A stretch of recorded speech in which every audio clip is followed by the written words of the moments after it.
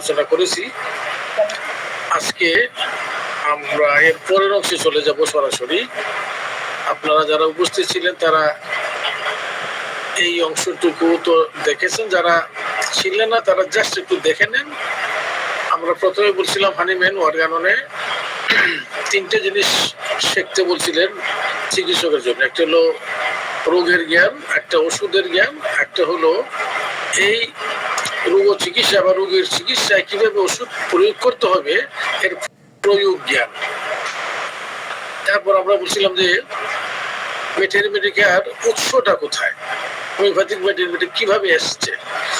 এই প্রসঙ্গে আমরা হানিম্যানের ম্যাটেরিমেটিকে পিউরা, তার ক্রনিক ডিজিজ এই নিয়ে আলোচনা করছিলাম এবং আমরা দেখেছি যে হানিম্যান ম্যাটেরিমেটিকে পিউরা এবং ক্রনিক ডিজিজে মোট 99টা ওষুধের প্রুভিং করেছেন এবং প্রুভিং রিপোর্টের বর্ণনা করেছেন। তারপর আমরা বলেছিলাম যে হোমিওপ্যাথির প্রথম যুগে ম্যাটেরিমেটিকার উৎসগুলি কি কি ছিল, প্রাইমারি উৎস, এগুলোকে বলে প্রাইমারি টেক্সট অফ ম্যাটেরিমেটিকা। আমি নাম বলছি না, এই 6টা এই বইকে বলা হয় যে প্রাইমারি টেক্সট। হোমিওপ্যাথিক ম্যাটেরিমেটিকার প্রাইমারি মানে টেক্সট মানে ধরেন পাঠ্য, ম্যাটেরিমেটিকার পাঠ্য। আমরা দেখিয়েছিলাম যে ওই প্রাইমারি টেস্টকে উপযোগ্য করে পরবর্তীতে হানিম্যানের খুব সক্ষম যারা শিষ্য ছিলেন তারা আরো কিছু বই লিখেছেন সবার মানে যাতে বুঝতে পারে সবাই এইভাবে সহজ করে। এইগুলোকে বলেছি সেকেন্ডারি টেক্সট অফ ম্যাটেরিমেটিকা। এখানে নামগুলো আছে, আমি আর নামগুলো বলছি না। তারপরে বললাম যে তারপর এরপরের আরেক জেনারেশন হোমিওপ্যাথ তারা এইগুলোকে বিশেষ করে সেকেন্ডারি টেস্টকে উপযোগ্য করে আরো সহজ বুদ্ধভাবে তারা কিছু বই লিখেছেন যেগুলোকে আমরা বলি টারশিয়ারি টেক্সট অফ ম্যাটেরিমেটিকা। বর্তমানে কিন্তু টারশিয়ারি পরে আরেকটা যুগ চলে আসছে, আরেকটা জেনারেশন চলে আসছে। এটা অন্য এক সময় বলবো, মানে আরো সহজ কিভাবে, কারণ ম্যাটেরিমেটিকা বিষয়টা একটু কঠিন, বিশেষ করে আয়ত্ত করা এবং মনে রাখাটা কঠিন। এটা যাতে আরো সহজে আয়ত্ত করা যায়, মনে রাখা যায়, এই জন্য আরো সহজ কিছু বই ওয়েস্টার্ন হোমিওপ্যাথরাই বিশেষ করে লিখেছেন। পরবর্তীতে আমরা কখনো সেটা আলোচনা করবো। আমরা আজকে টারশিয়ারি টেক্সট পর্যন্তই থাকলাম।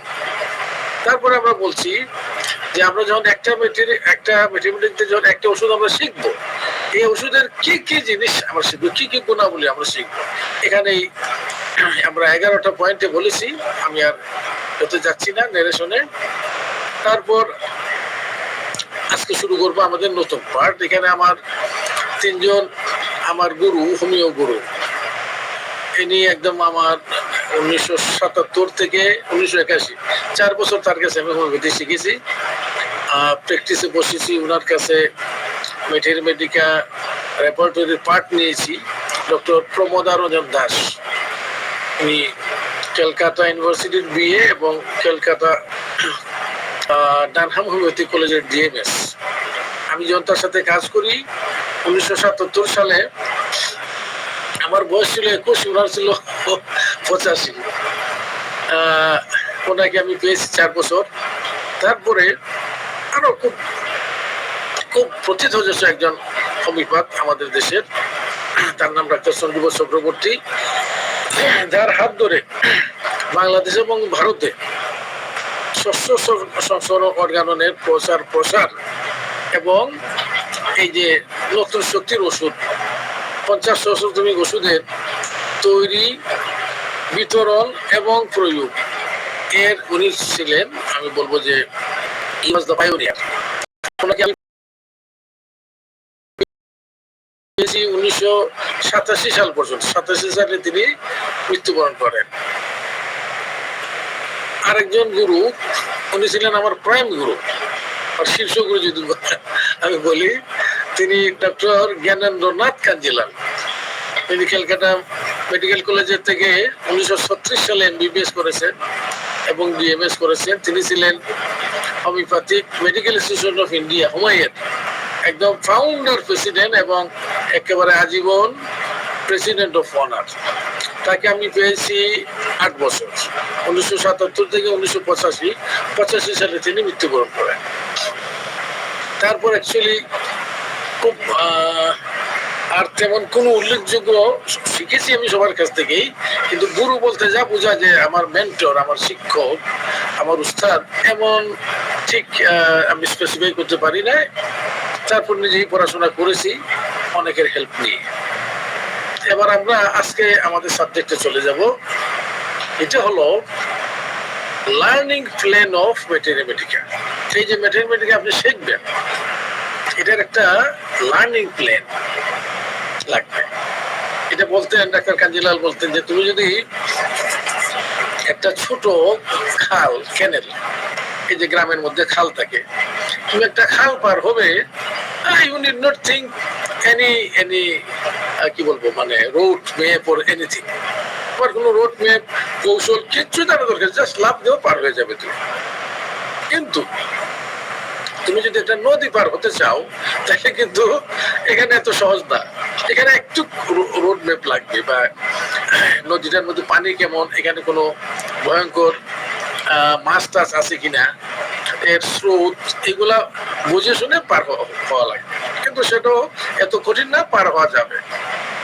কিন্তু যদি তোমাকে একটা মহাসাগর পাড়ি দিতে হয়, ওশেন পাড়ি দিতে হয়, তাইলে কিন্তু একদম পুরোপুরি তোমার একেবারে এর উপর হোমওয়ার্ক করতে হবে, যে এই মহাসাগরের কোন দিকে আপনার কোন সময়ে এর তুফান হয়, ঝড় তুফান হয়, কোন দিকে ওর গভীরতা খুব বেশি, কোন দিকে গেলে আপনার তীরটা তাড়াতাড়ি পাওয়া যাবে। মানে শুধু নিজে গবেষণা করলে হবে না, অন্য যারা পার হয়েছে এই মহাসাগর, তাদেরও রোড ম্যাপ, তাদেরও প্ল্যান গুলা আপনাকে পাঠ করতে হবে।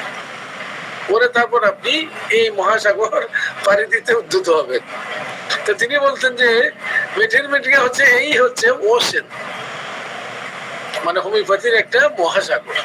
এটা তুমি আন্দাজি মনের ইচ্ছা মতো র্যান্ডমলি পড়াশোনা করলে তোমার খুব একটা মুখ্য লাভ হবে না, তুমি খুব ভালোভাবে শিখতে পারবে না।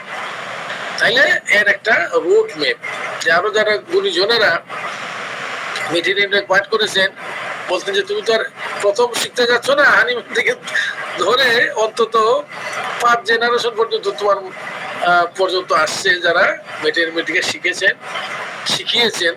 কাজে তারা কিভাবে শিখতেন, এমন একটা প্ল্যান অনুযায়ী যদি তুমি আগাও, তাইলে you will learn more in shorter time. এখন আমরা একটু দেখি যে এই যে আমার প্ল্যানটা, ম্যাথমেটিকা শেখার যে প্ল্যানটা, তার যে রোড ম্যাপটা, এটাকে আমরা 3টে ফেজে ভাগ করতে পারি। ফেজ, এটা আমরা বলি ফেজ 1। ফেজ 1টা কি, যে আমি ধরেন হোমিওপ্যাথিক কলেজে ভর্তি হলাম 1977 সালে, যেমন ভাবে আমি ভর্তি হয়েছিলাম, এবং ম্যাথমেটিকা খুব কঠিন লাগতে পারছে। আরে বাপ, সবগুলাতে ডায়রিয়া আছে, সবগুলোতে মাথা ব্যথা আছে, কোনটা কি মনে রাখবো, মায়ের খুব অসুবিধার মাঝে পড়ছিলাম, কষ্ট করে মনে রাখতে হতো। ওই যে আমি রোড ম্যাপ পাচ্ছিলাম, এবং কিছুদিন হলো আমি খুব হতাশ বোধ করলাম যে এত মেডিসিন, এত লক্ষণ, আমি কি করে মনে রাখবো। আবার রোগীর ক্ষেত্রে রোগীর কথা শুনে আবার ওই মেডিসিন মাথায় আসতে হবে, কি করে এটা। এই জন্য আমি ঘুরপাক খাচ্ছিলাম, অনেকে অনেক কথা বলছিলেন। তখন 1978-এ কাঞ্জিলাল আমাকে ওই যে এর রোড ম্যাপ বা আমাকে শেখালেন যে তুমি কিভাবে শিখবে, আমাকে একটা প্ল্যান দিলেন তিনি বললেন যে প্রথমে তুমি বেশি মেডিসিন পড়তে যাবে না। একটা বললেন যে তুমি যেহেতু ছাত্র, তুমি দেখো তোমার ফার্স্ট ইয়ারে কি কি মেডিসিন গুলো আছে, এইগুলোর উপর তুমি মনোযোগ দাও, এই মেডিসিন গুলো আগে শিখো। স্বাভাবিকভাবেই আমাদের ফার্স্ট ইয়ার মেডিসিন গুলো সহজ মেডিসিন ছিল। তিনি বলতেন এইগুলো বেশি মেডিসিন, ম্যাথমেটিকার বেশি বই থেকে শিখবা না, কতগুলো ওয়েল চুজেন বই তুমি আগে হাতে নাও। এগুলা মানে কেউ সাজেস্ট করছে তোমার যে এই বইগুলা খুব সহজে লেখা, খুব সংক্ষেপে লেখা, এই বইগুলা পড়ে তুমি ওষুধটার একটা স্কেলিটন, একটা যেন একটা কঙ্কাল তোমার সামনে আছে। আচ্ছা, পালসিটেল হলো এই পালসিটেলার তার একদম তোমার একদম লিডিং ফিচার গুলো আছে, প্রাইমারি চেষ্টা করো যে পালসিটেলার এর কনস্টিটিউশনটা কেমন। এরা একটু স্বাস্থ্যবতী থাকে, মেয়ে লোকদের বেলা এর এর মানে মানসিকতাটা বেশি পাওয়া যায়। এরা একটু ক্রন্দনশীল থাকে, এরা খুবই গরম কাতর হয়, মধ্যকর সহ্য করতে পারে না, এরা পানি খায় না পিপাসা থাকা সত্ত্বেও। তাদের এইভাবে ওষুধটার মেন ফিচার গুলা ছোটখাটো গুলাতে না, এবং বেশি বই থেকে না। তাই কি কোন বইগুলো আমি পড়বো, তিনি আমাকে যা দিলেন আপনাদের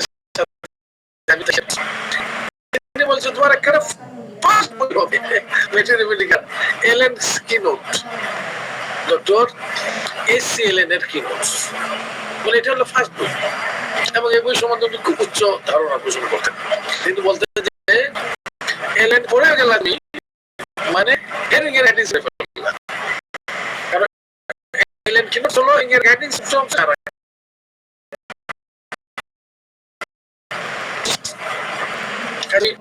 এলেন ক্লোজ থেকে বইটা পড়ো মানে তোমার হেরিং এক্সিস্ট তুমি পেয়ে কাজে এটা হবে ফার্স্ট এবং সংক্ষেপে লেখা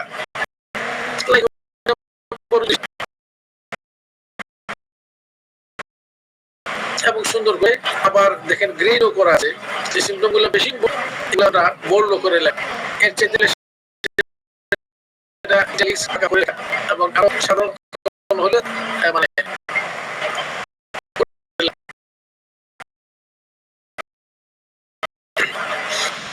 খুব গুরুত্ব দেবে বলে এইটা থেকে মনে করো তুমি থেকে তারপরে সেকেন্ড বই হবে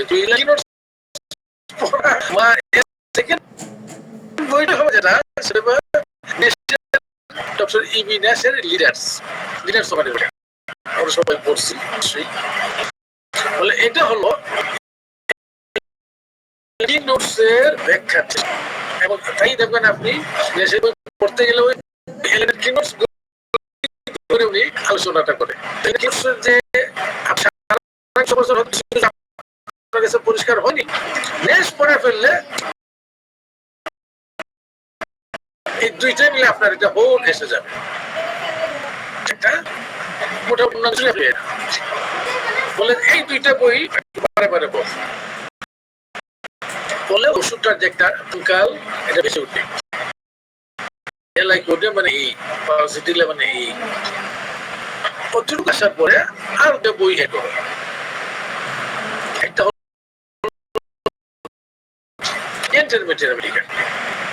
তিনি বলছেন যে এই যে তুমি অন্য বইগুলো পড়বে এগুলোর মধ্যে খুব একটা ওষুধের আর একটা চরিত্র ফুটবে না,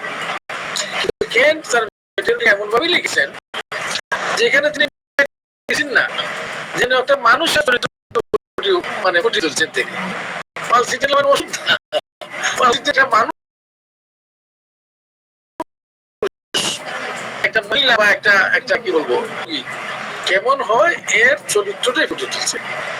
কাজে তুমি এর প্রবইটা হবে তোমার কেন করলে এই এলএন এবং নেক্সট থেকে তোমার স্কেলিটন একটা কঙ্কাল তোমার সৃষ্টি হয়েছিল ওই ওষুধটা এর মাঝে রক্ত মাংস মনে হলো যোগ হবে, এটা তখন একটা পূর্ণাঙ্গ তোমার সামনে ফুটবে।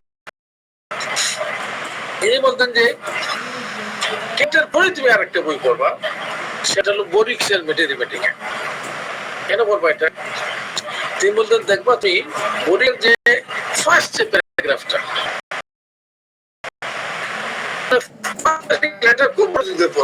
এর মধ্যে আসল ওষুধের মানে পুরো জেনারেল ফিচারস রয়ে গেছে। এবং বরিক এই ফার্স্ট প্যারাগ্রাফটা খুবই চমৎকার লিখেছেন, পুরো ওষুধটার একটা সিস্টেমের মধ্যে আছে। তারপর তিনি মাইন্ড এবং পার্টিকুলার সিম্পটম গুলো অ্যানাটমিক্যাল স্কিমা অনুযায়ী হেড ফুড মানে রেসপিরেটরি সিস্টেম আপনার জেনাইটাল সিস্টেম কি এভাবে উনি সাজিয়ে সাজিয়ে লিখেছেন। এবং সেক্ষেত্রে কোন সিম্পটম দেখবেন এটা লিখে উনি লিখেছেন। ওইটা মোস্টলি ক্লিনিক্যাল মানে বেড সাইড মেটেরিয়াল যেটাকে আপনি একটা রোগী চিকিৎসা করতে গেলে লক্ষণ শুনে আমরা অনেক সময় বইয়ের পাতা উঠাই, একটা মেডিসিন আমার মাথায় আসলো, এটা একটু আমি চেক করি, এরকম বই হলে পড়ি, পাশে পড়ি থাকতেই হবে, এটাকে বলে বেড সাইড মেটেরিয়াল। আচ্ছা, এখন বললেন এই যে তোমার চারটা বই থেকে যদি তুমি পড়ে ফেলো পড়ে ফেলো, তাই কিন্তু তোমার একটা যৌক্তিক একটা পিকচার ফুটে উঠবে। পরের বইটা তিনি বললেন কিন্তু আমরা একটা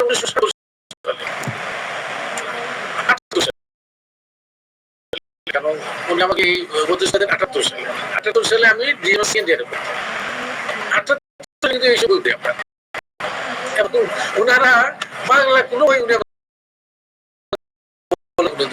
এই দেন সবগুলো একদম স্ট্যান্ডার্ড টেক্সট। বলেন হার্ভে ফেরিংটন, কেন হার্ভে ফেরিংটন? তখন গিয়ে ফেরিংটনের কথা বলেন নাই, কারণ গিয়ে ফেরিংটন একটু কঠিন এটা পরিস্থিতিতে। হার্ভে ফেরিংটন সহজ, কারণ হার্ভে ফেরিংটন ফেরিংটনের ছেলে, উনিও ম্যাথমেটিক্যাল অধ্যাপক ছিলেন, দীর্ঘদিন বেঁচে ছিলেন, সম্ভবত 1947 সালে মারা গিয়েছেন। তো তার বইয়ে পুরো একটা মেডিসিন মনে করেন লাইক তিনি 1 2 3 করে লিখেছেন। সেইভাবে উনি 40টা নাম্বার দিয়ে মেডিসিনের চিত্রটাকে সাজিয়েছেন, খুবই চমৎকার এবং সবাই খুব প্রশংসা করে হার্ভে ফেরিংটনের এই বইটাকে। শেষে এসে তিনি বলবেন যে নাও লাইক 5 কথায় কি হতে এই 40টা নম্বর দিয়ে 40টা লিখলেন, তার তিনি 5 কথা লিখে চমৎকার দেখেন। এই ফেসের লাস্ট বই হবে তোমার টাইলার, ডক্টর মার্গারেট টাইলারের ব্ল্যাক পিকচার। মার্গারেট টাইলার অত্যন্ত বড় মাপের একজন ছিলেন, ব্রিটেনের রয়্যাল লন্ডন হোমিওপ্যাথিক হসপিটালের তিনি প্রফেসর কনসালটেন্ট ছিলেন।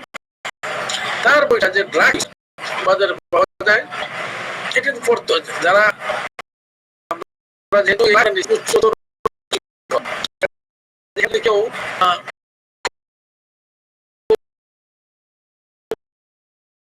প্রাইমারি স্টুডেন্ট থাকবে বেশি না বুঝলে আমার কিছু করার নেই, এটা যারা আপনি পড়ে ফেলছেন নবীন তাদেরকে আপডেট করা একটা প্রচেষ্টা আমাদের। কম বোঝেন, যতটুকু বোঝেন ততটুকু মনে করবেন আপনার জন্য লাভ। এই যে টাইলার বইটা কেন পড়বেন?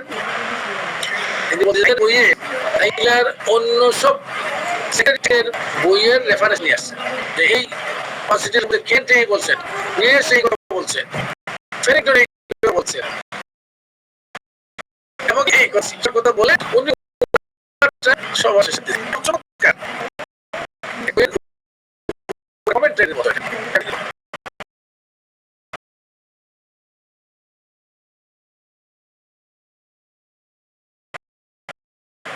এগুলো যদি করেন আমরা বলি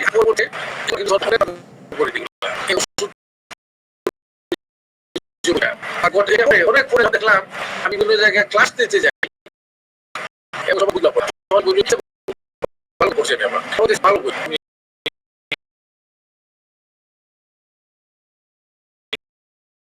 ভালো করি খুব সংক্ষেপে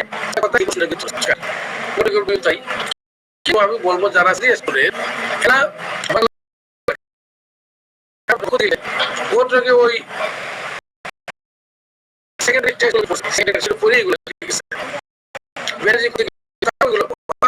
যেখানে যেটা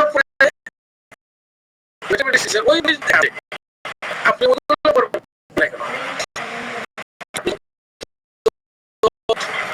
কাছে যাবেন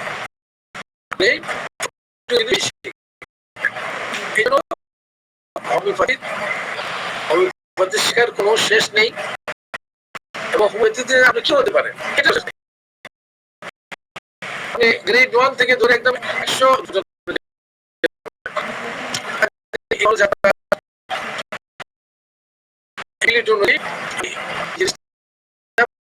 মানে সাজেশন দিলাম যে সেই সময় এই বইগুলো আপনি পড়বেন।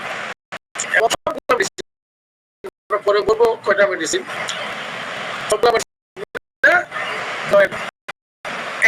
মেডিসিন এর উপরে আমি আপনার মেন মেন এই ওষুধগুলো আমি ধারণ করবো। এবং এগুলো করতে গিয়ে আপনার যে হ্যাক, আপনার যে কৌশল ডেভেলপ করবে, পরবর্তীতে দেখবেন ফেজ 2 এটা বেশি কিছু পর্যায়ে এটাতে আপনার খুব কাজ দেবে। আমরা বলি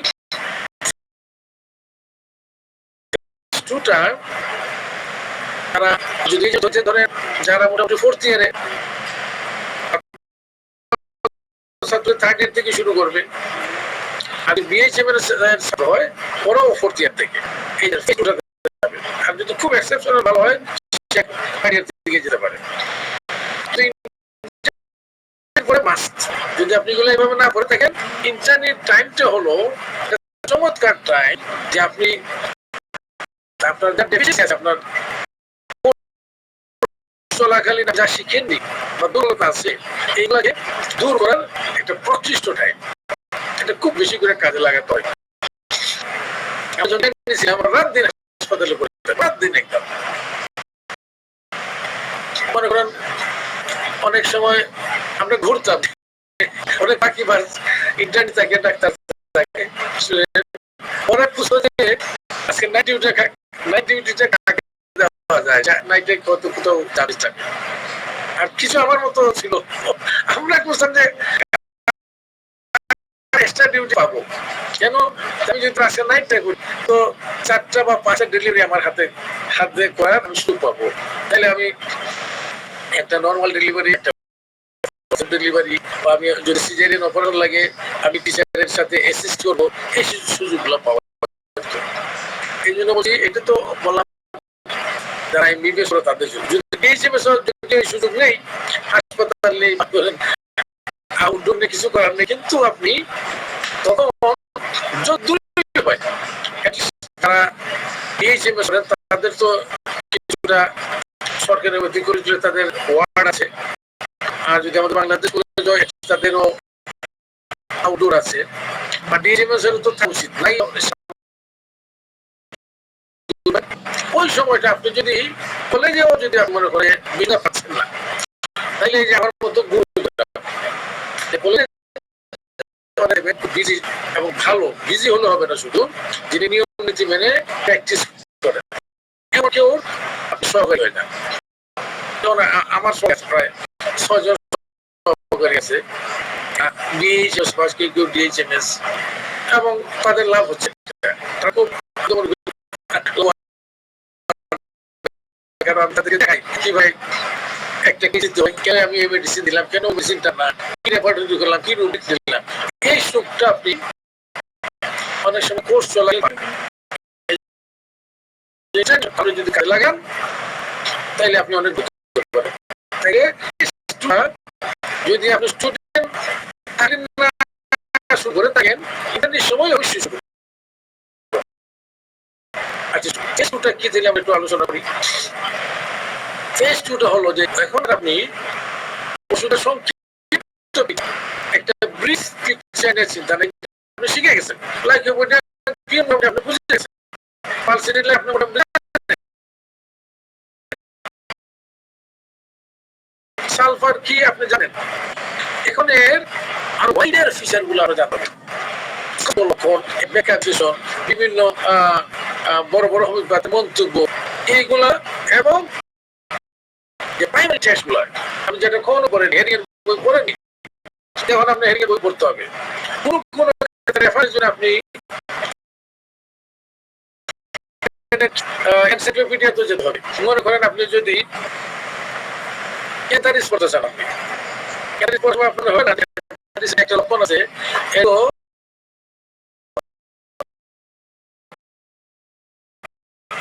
শক্ত হয়ে হয়ে থাকে ওইটা আর রিল্যাক্স করা ক্যান্সারের লক্ষণ আছে। এবং অনেক রোগী আসতো আমাদের, যখন এই যে ভাইয়াগ্রা যখন আবিষ্কার হলো ধরেন 10-20 বছর বয়স, এটা তো ছিল এটা, অনেক রোগী আসতো আমাদের কাছে যে বললো যে তার ভাইয়াগ্রা দিকে তার লিঙ্গ যে ইরেকশন আর রিল্যাক্স হচ্ছিল, এটা অনেক একদম গ্যাংগ্রিন হয়ে যেতে পারে এমন সমস্যা নিয়ে আসতো।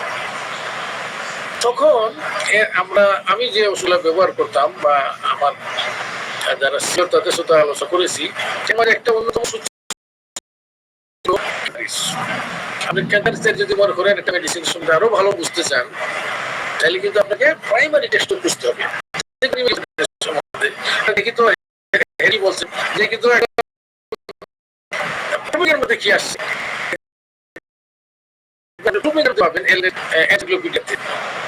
বলছে যে স্যার তো আমাকে ওষুধ দিল, রাতে আমি যখন খাচ্ছি ডেইলি 4 বার করে খাচ্ছি 6 ঘন্টা পর পর, থার্ড রাতে দেখে আমার লিঙ্গ এত শক্ত হয়ে আছে না, এবং আমি খুব কষ্ট পাচ্ছি। সে পরের দিন তার সুপারভাইজারকে জানালো যে আমার তো এরকম লক্ষণ, বললে না তুমি আর খাবে না।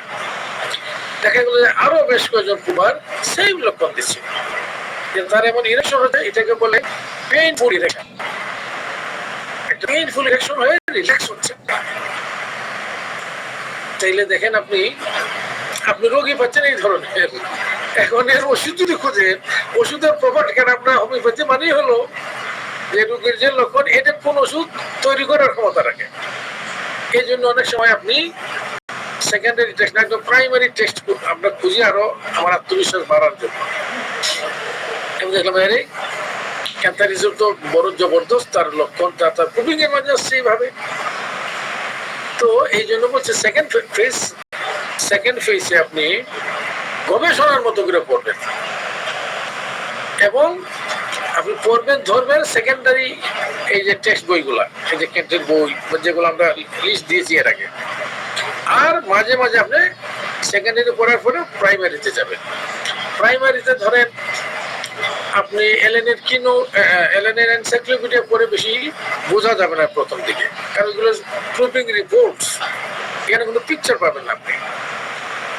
এই জন্য প্রাইমারি টেস্টের ফার্স্ট বই হওয়া উচিত আপনার হেরিংস এর গাইডিং সিম্পটম। এটা আপনি হেরিং মনে করেন ওই যে বলে জঙ্গল থেকে উনি কাঠগুলা পুড়িয়ে এটাকে সুন্দর করে সাজিয়ে রাখছেন, উনি এই লক্ষণগুলোকে 4 ভাগে ভাগ করছেন, first grade, second grade, third grade, fourth grade.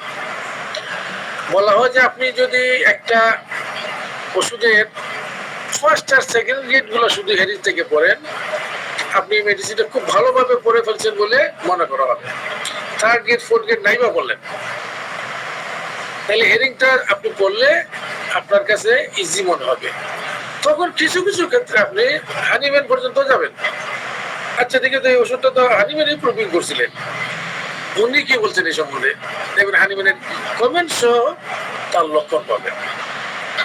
আমি এগুলো বলছি যারা খুব সিরিয়াস, যারা হোমিওপ্যাথ হতে চান, যারা অত সিরিয়াস না তারা যতটুকু পারেন পড়বেন, কিন্তু যারা সিরিয়াস তাদের জন্য বলছি যে বড় বড় হোমিওপ্যাথি এইভাবেই কিন্তু ম্যাথমেটিক্স শিখতে তারা। এই জন্য আপনার প্রাইমারি টেস্ট এবং সেকেন্ডারি টেস্ট মিলিয়ে এই ওষুধটার একেবারে যত ধরনের ফিচার্স আছে সবগুলো আপনি পড়বেন।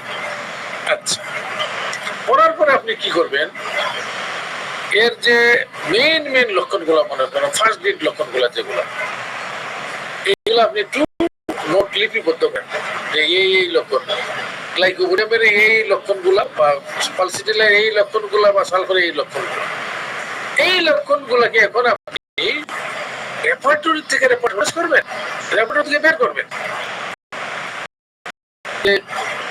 পালসিটিলা বলতে ঘরে বৃদ্ধি, বদ্ধ করে বৃদ্ধি বের করেন, দেখেন পালসিটিলা কিভাবে আছে, কি গ্রেডে আছে। দেখলেন যে পালসিটিলা রোগী খুব ক্রন্দনশীল রোগী, কিন্তু সে আবার মেজাজি, খুব মেজাজি, সে মুডি, তার মুড খুব সুইং করে, একবারে ভালো হাসতে হাসতে কাঁদতে কাঁদতে কাঁদতে হাসে, অনেকটা হিস্টেরিকের মতো। আপনি যেটা তোর পিকুলিয়ার ফিচার, এগুলো সবটা আপনি রেপার্টরি থেকে বের করেন, দেখবেন আপনার স্কিল বেড়ে যাচ্ছে। এই যে মেটেরিয়াল পড়ছেন, যখন আবার রেপার্টরি থেকে লক্ষণগুলো বের করে আপনি দেখছেন, এই সিমটমটা মনের মাঝে গেঁথে যাবে। আপনি ওই দিন আমি বলছিলাম গ্রাফাইটিস পড়ছেন, আপনি দেখবেন যে গ্রাফাইটিসের বলা হয় এর ডিজায়ার থেকে অ্যাভারশন গুলো বেশি ইম্পর্টেন্ট। ডিজায়ার এবং এমিলেশন মাঝে একটা আছে গরম দুধ খাওয়া, আর অ্যাভারশনই হলো এর মেইন। মিষ্টি খায় না ফার্স্ট ডেট, লবণ খায় না ফার্স্ট ডেট, মাংস খায় না ফার্স্ট ডেট, মাছ খায় না ফার্স্ট ডেট। মাছ খায় না একমাত্র মেডিসিন ফার্স্ট ডেটের রেপার্টরি। আপনি যদি রেপার্টরি থেকে এই লক্ষণগুলো না বের করেন, তাহলে এর গ্রেড, এর কোয়ান্টিটেটিভ ভ্যালু আপনি জানতে পারবেন। এবং রেপার্টরি থেকে বের করলে হবেটা কি, এই যে পুরা মেডিসিনটার লক্ষণ এখানে পা থেকে মাথা পর্যন্ত যে ইম্পর্টেন্ট লক্ষণগুলো আপনি ওয়ার্ক আউট করলেন রেপার্টরি থেকে, এটা কিন্তু রেপার্টরি পুরাটা আপনার পড়া হয়ে যাচ্ছে। কারণ আপনি যদি পালসিটালে পড়েন, রেপার্টরি ওয়ার্ক আউট করতে চান, মাইন্ডটা ধরবেন, তো মাইন্ড চ্যাপ্টার আপনার পড়া হয়ে যাবে ইম্পর্টেন্ট গুলা। তারপর আপনি চলে আসেন জেনারেলি, যে গরম কাতরে বদ্ধ করে থাকতে পারে না, তারপর ও ফ্যাট খাইতে চায়, মনে করেন জল পানি খেতে চায় না, এগুলো আপনি রেপার্টরি থেকে ওয়ার্কআউট করেন, মেডিসিনটা আরো বেশি করে বসে যাবে আপনার মধ্যে। এবং একই সাথে রেপার্টরিতেও আপনার দক্ষতা বেড়ে যাবে। আচ্ছা, এইভাবে আপনি মনে করলেন আপনি লাইকোপোডিয়াম পড়লেন, আপনার কিন্তু সেকেন্ড পেজ শেষ হলো না, আরো নিচে পাইলাম কি কাঞ্জিলাল বলতেন যে এখন তুমি এই যে পুরো লাইকোপোডিয়াম সম্বন্ধে একটা ওয়াইড আইডিয়া পেলে, তুমি রেপার্টরি থেকে এই রুব্রিক গুলো তুমি ওয়ার্কআউট করে ফেললে, এটা কিন্তু এক বছর পর তুমি ভুলে যাবে।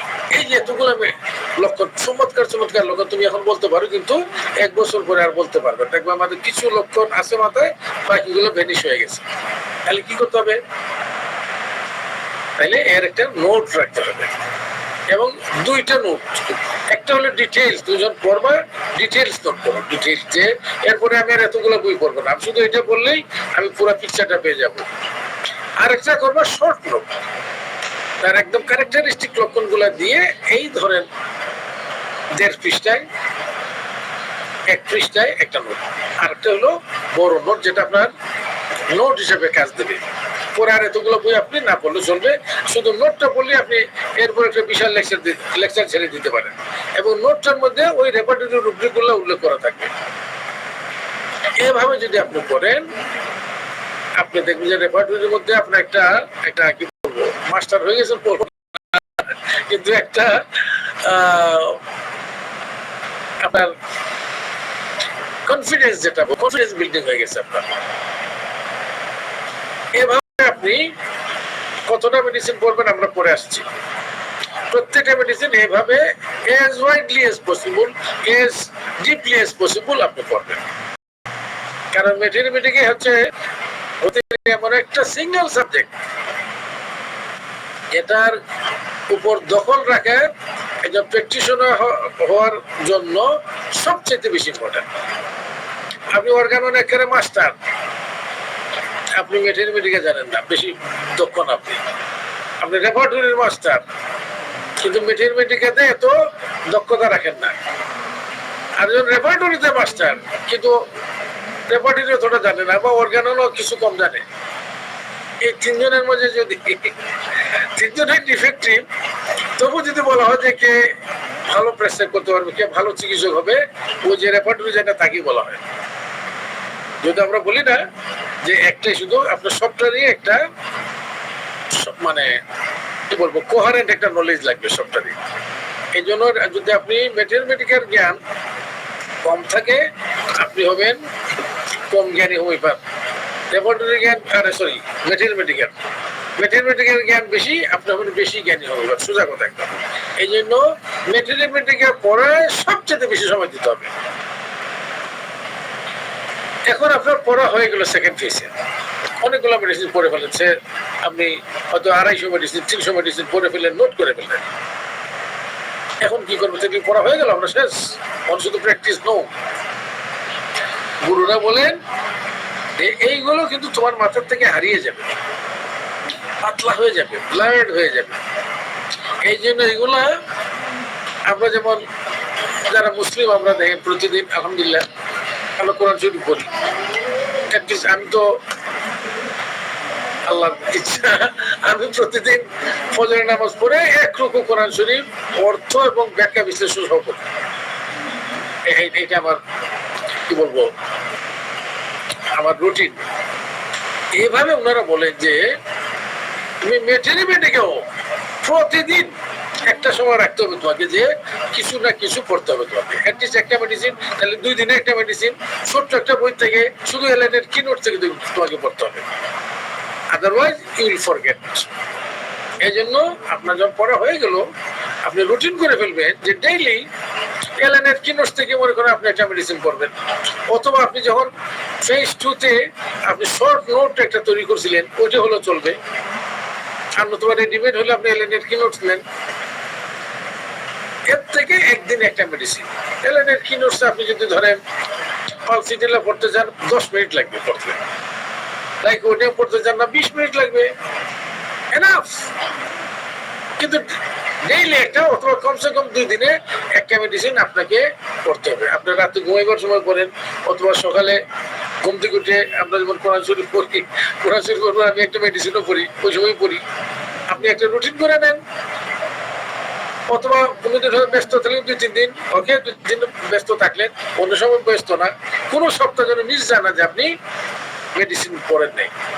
যদি পড়েন না তাহলে কিন্তু আপনি আপনার মাথাটা কম্পিউটার না, আপনি জাস্ট ভুলে যাবেন। আর যদি পড়েন মেডিসিন গুলো তখন আপনার কাছে এনডি হয়ে যাবে, পালসিটাল জানি আমি পালসিটাল লাইক বলেন তো এই লাইকে বলি এমন মনে হবে আপনার কাছে। তো এই জন্য ফেজ 3-তে এসে আপনি রিস্টাডি করবেন all the medicine repeatedly and regularly. পারলে ডেইলি একটা মেডিসিন, না হলে অ্যাটলিস্ট 2 দিনে একটা মেডিসিন। বড় আপনি যদি ছোট্ট এলএনের কি নোটস নেন ফাইন, আপনি যদি গার্ডেন্সের কি নোটস নেন ফাইন।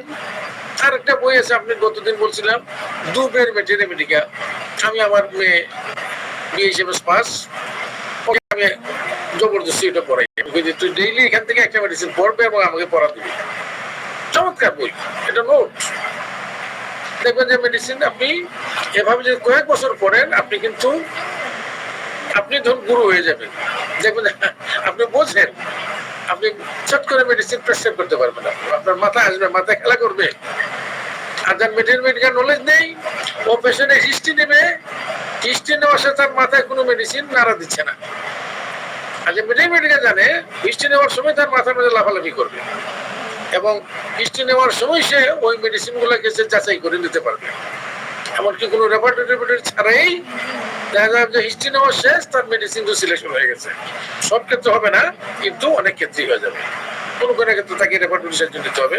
কিন্তু আপনার যদি মেডিকেল ভালো জ্ঞান থাকে তাহলে আপনি দেখবেন যে বেশিরভাগ ক্ষেত্রেই মেডিসিন আপনার সিলেকশন হয়ে যাচ্ছে।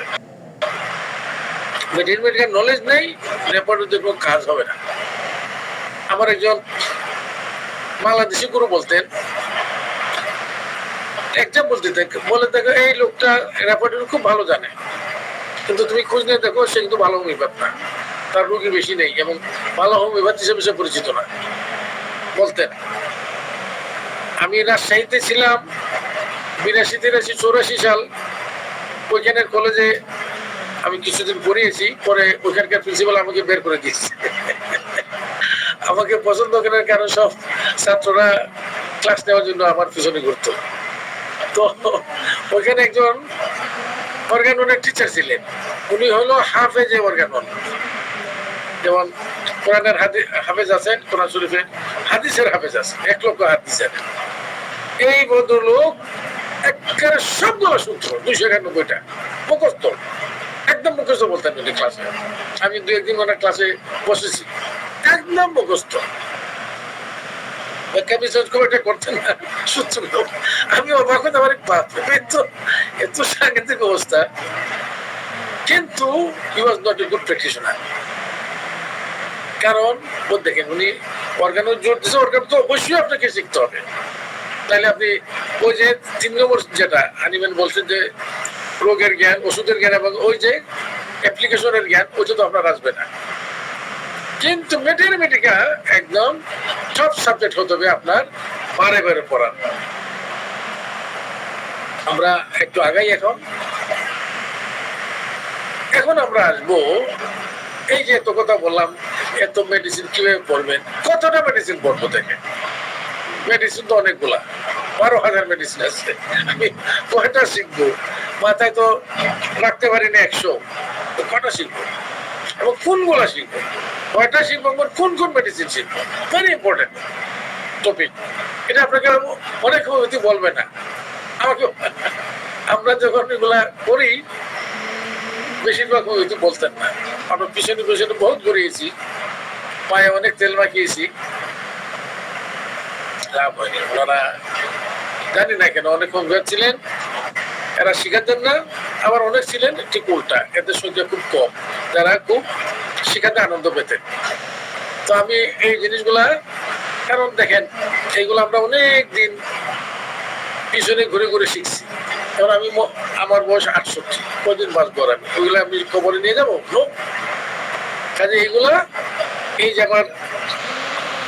আমার অর্জিত জ্ঞান যদি কিছু হয়ে থাকে, এটা অবশ্যই আমি বিতরণ করে দিয়ে যাবো, যাতে ওনারা লাভবান হয়, সে প্র্যাকটিসে ভালো করে, রোগীর আরোগ্যে সহায়ক হয় এবং কিছুটা হয়তো সব আমিও পেতে পারি যদি এতে লাভ হয়ে থাকে।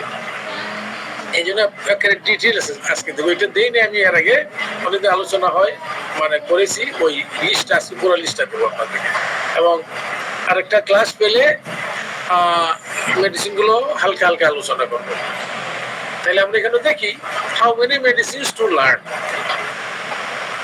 তাহলে আমরা দেখলাম, দেখেন হানিম্যান প্রুভ করছেন কটা মেডিসিন? 99টা মেডিসিন। কিন্তু আমাদের মেডিসিন আছে অ্যাভেলেবল হোমিওপ্যাথিক লিটারেচারে বা হোমিওপ্যাথিক সার্কেলে, মার্কেটে 12,000-এর মতো মেডিসিন। এর মধ্যে 4,500 তো বলে যে মার্কেটে অ্যাভেলেবল, 12,000 তো রেয়ার হয়ে যাবে, 4,500-এর মতো মার্কেটে অ্যাভেলেবল।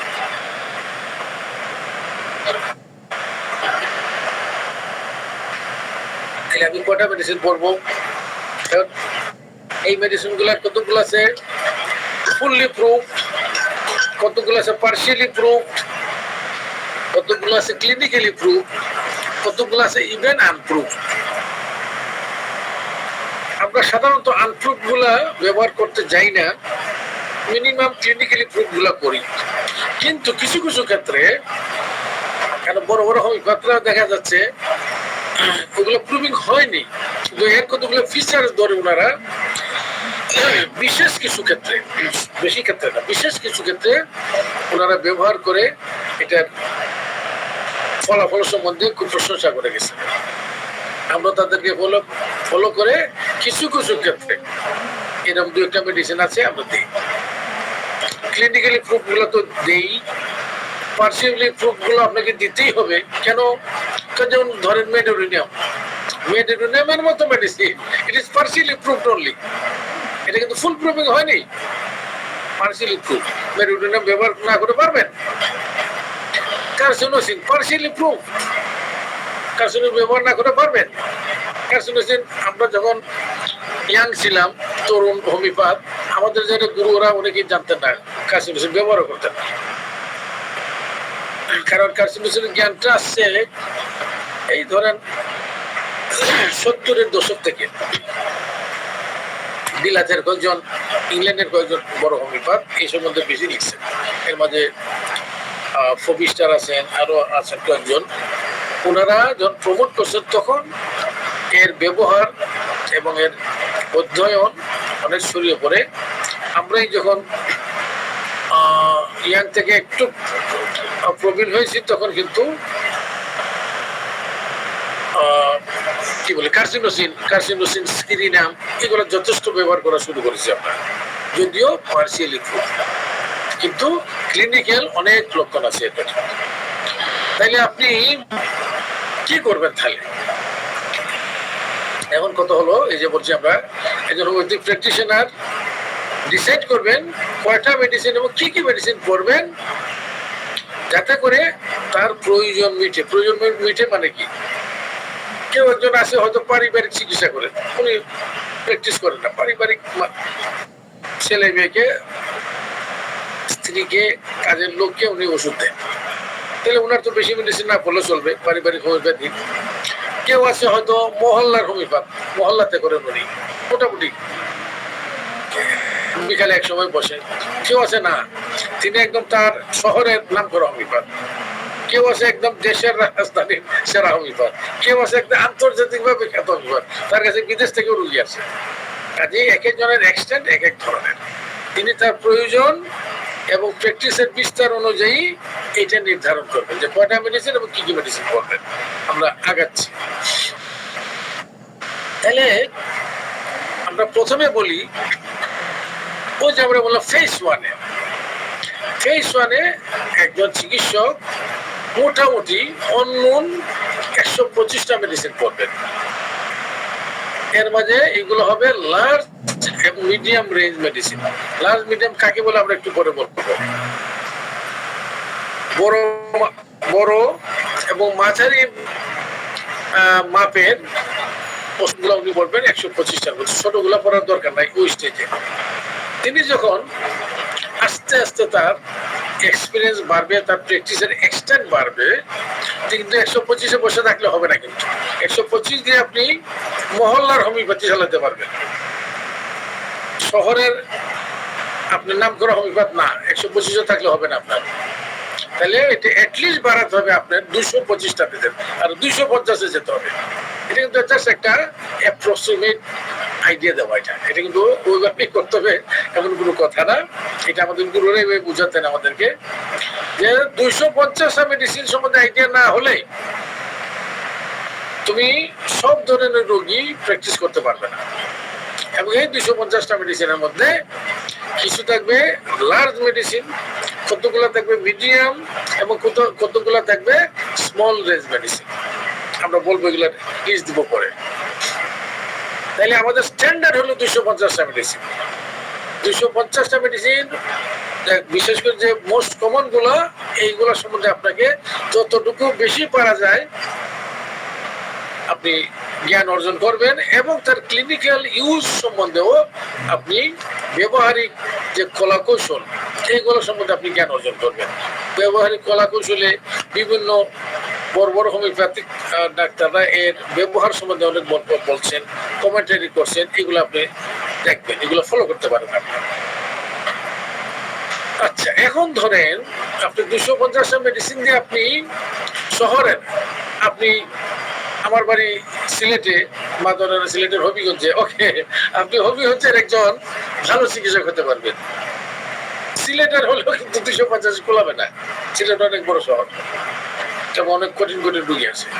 ঢাকাতে যদি প্র্যাকটিস করেন 250 হবে না, আপনার জ্ঞান আরো এক্সটেন্ড হতে হবে, আরো বিস্তৃত হতে হবে।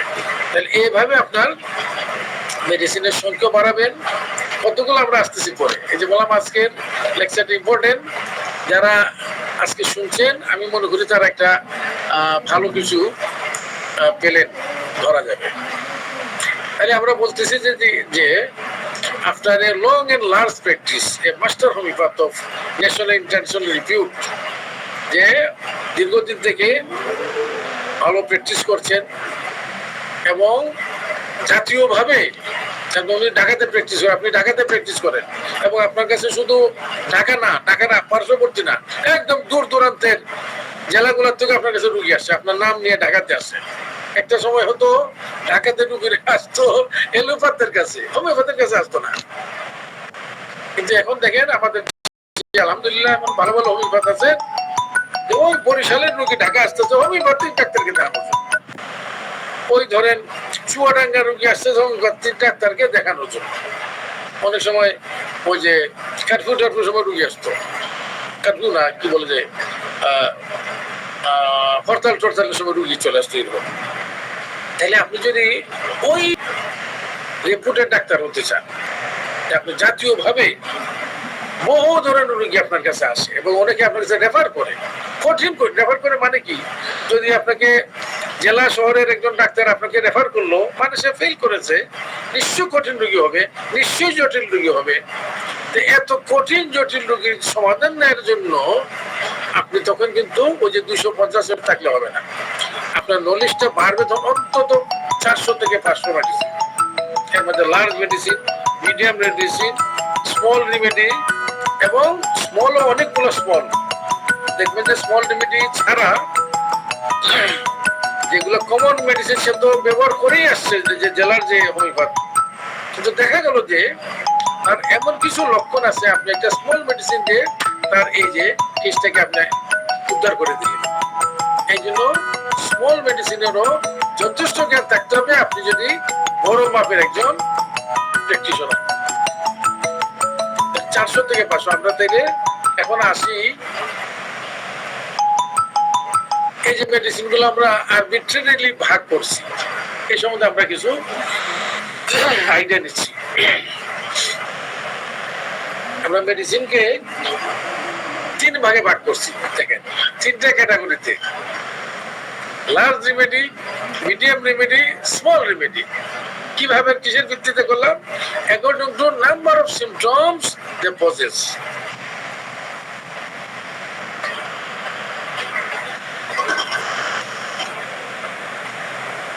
সরি, আমার গলাটা ধরছে, মাঝে মাঝে একটু গ্রিন টি খাচ্ছি। আচ্ছা, তাইলে লার্জ রেমেডি কাকে বলে, মিডিয়াম রেমেডি কাকে বলে, স্মল রেমেডি কাকে বলে? দেখুন, এই লেকচারটা কিন্তু আপনি আপনার সিলেবাসে পাবেন না এগুলা।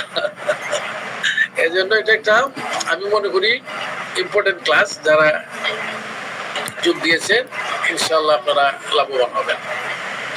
লার্জ রেমেডি হলো যে ওই রেমেডি গুলা যাদের প্রবীণকৃত সিমটম 500-এর বেশি, এগুলোকে লার্জ রেমেডি বলা হয়। যাদের সিমটমের সংখ্যা 500-এর বেশি, যেমন সালফার, ক্যালকিরিয়াকার, লাইকোপোডিয়াম, থুজা, কোস্টিকাম। আপনি বিশেষ করে যখন এলএনএন এনসাইক্লোপিডিয়া ঘাটবেন, ওইখানে আপনি সিমটমের নাম্বার পেয়ে যাবেন, কতটা সিমটম এই মেডিসিনের মাঝে আছে। দেখবেন যে সালফারের মধ্যে 4000 সিমটম আছে। তো 500-এর বেশি হলেই, যে মেডিসিনটার 500-এর বেশি সিমটম, আমরা তাকে বলি লার্জ রেমেডি। আচ্ছা, এখন কিছু রেমেডি আছে যাদের লক্ষণ 100 থেকে 500, এগুলোকে আমরা বলি মিডিয়াম রেমেডিস। যেমন এপোসায়ানাম, বিউফোরানা, সাইক্লামেন, আইরিস ভার্সিকোলন, প্যাটারনিয়া। দেখবেন যে এটা হয়তো 150-200 সিমটম আছে। 100 থেকে 500 হলে আমরা এটিকে বলি মিডিয়াম রেমেডিস। আর কতগুলো আছে স্মল রেমেডি বলা হয়। এইগুলো হলো যেসব রেমেডিজের 100-এর চাইতে কম লক্ষণ আছে, 100-এর চেয়ে কম, এগুলো হলো স্মল রেমেডি।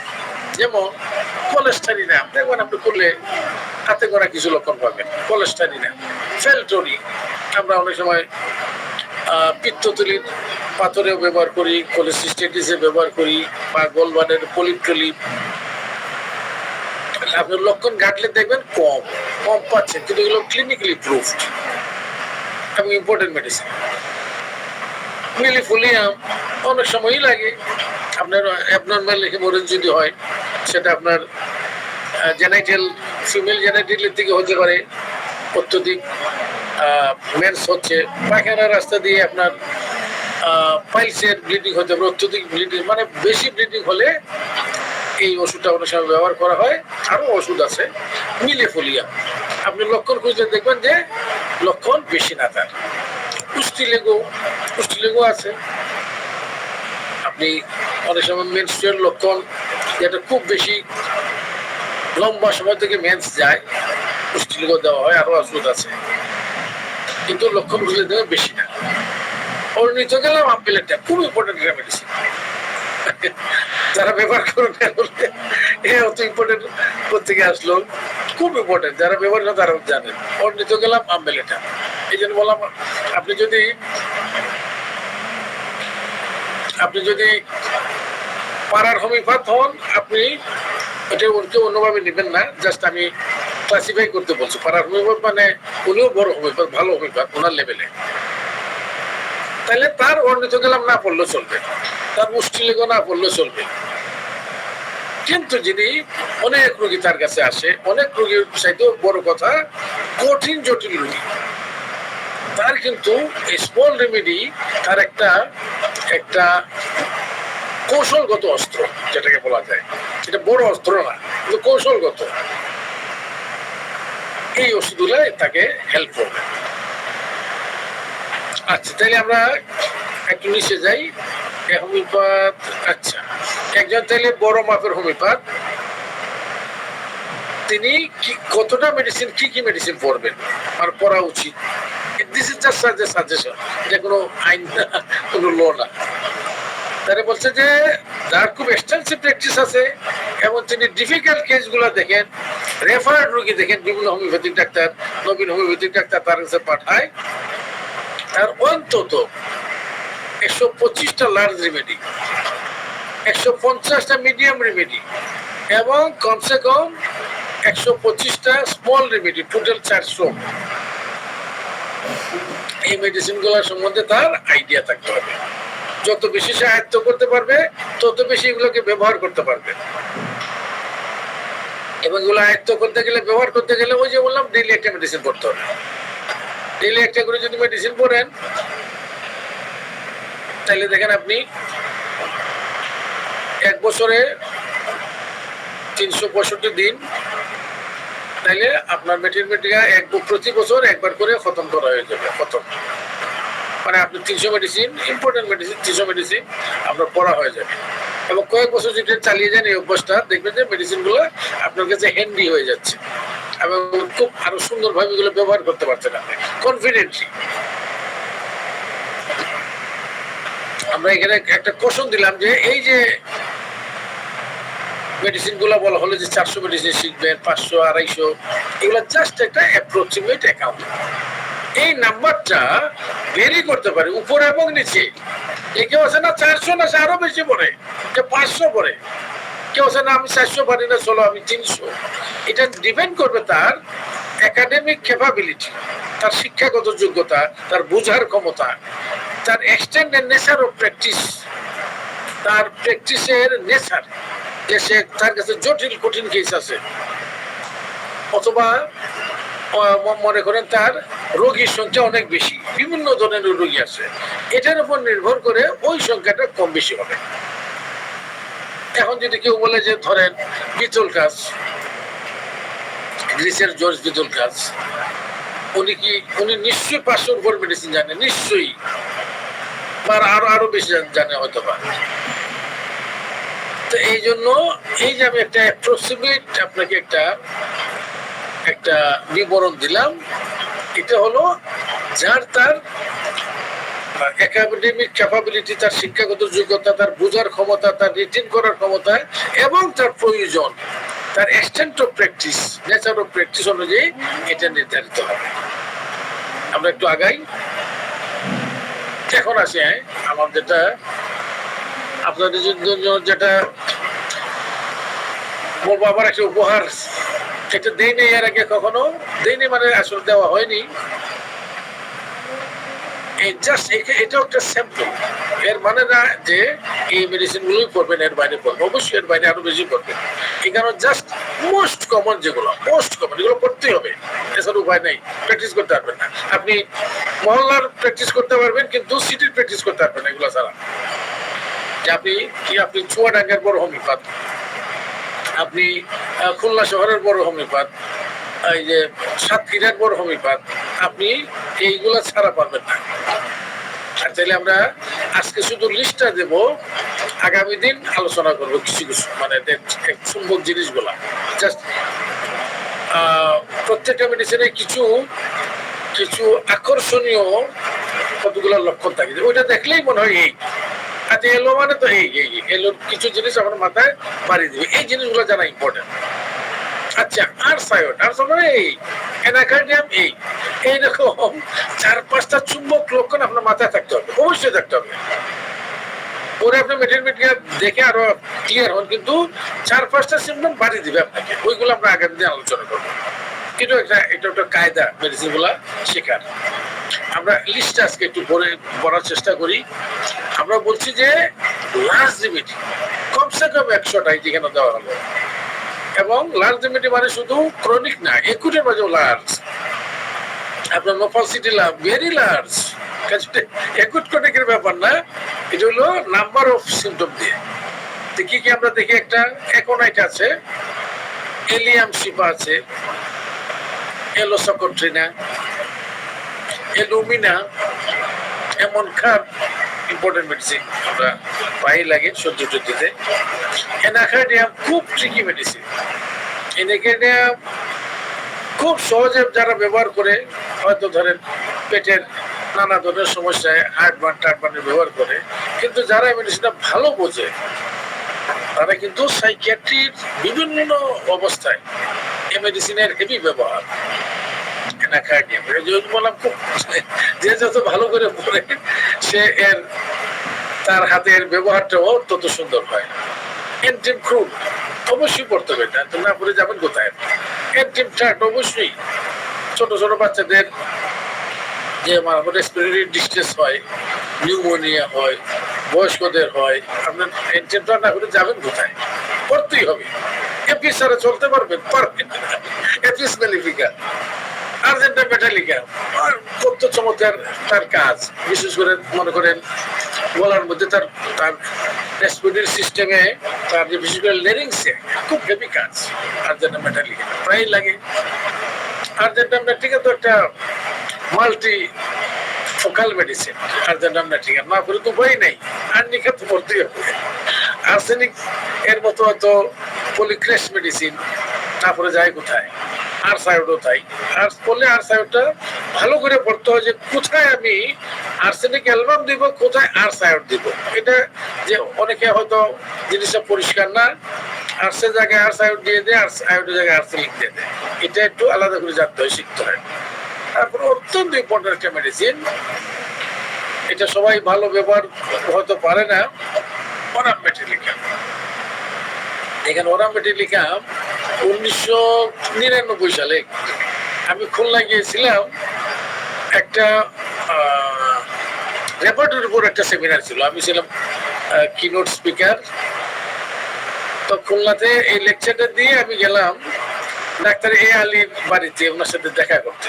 উনি আমাদের পরিষদের একজন নেতৃস্থানীয় ব্যক্তি ছিলেন এবং খুব মেডিকায় ওনার যথেষ্ট প্রজ্ঞা ছিল, আমাকে খুব স্নেহ করতেন, আমার সাথে বয়সে অনেক বড়।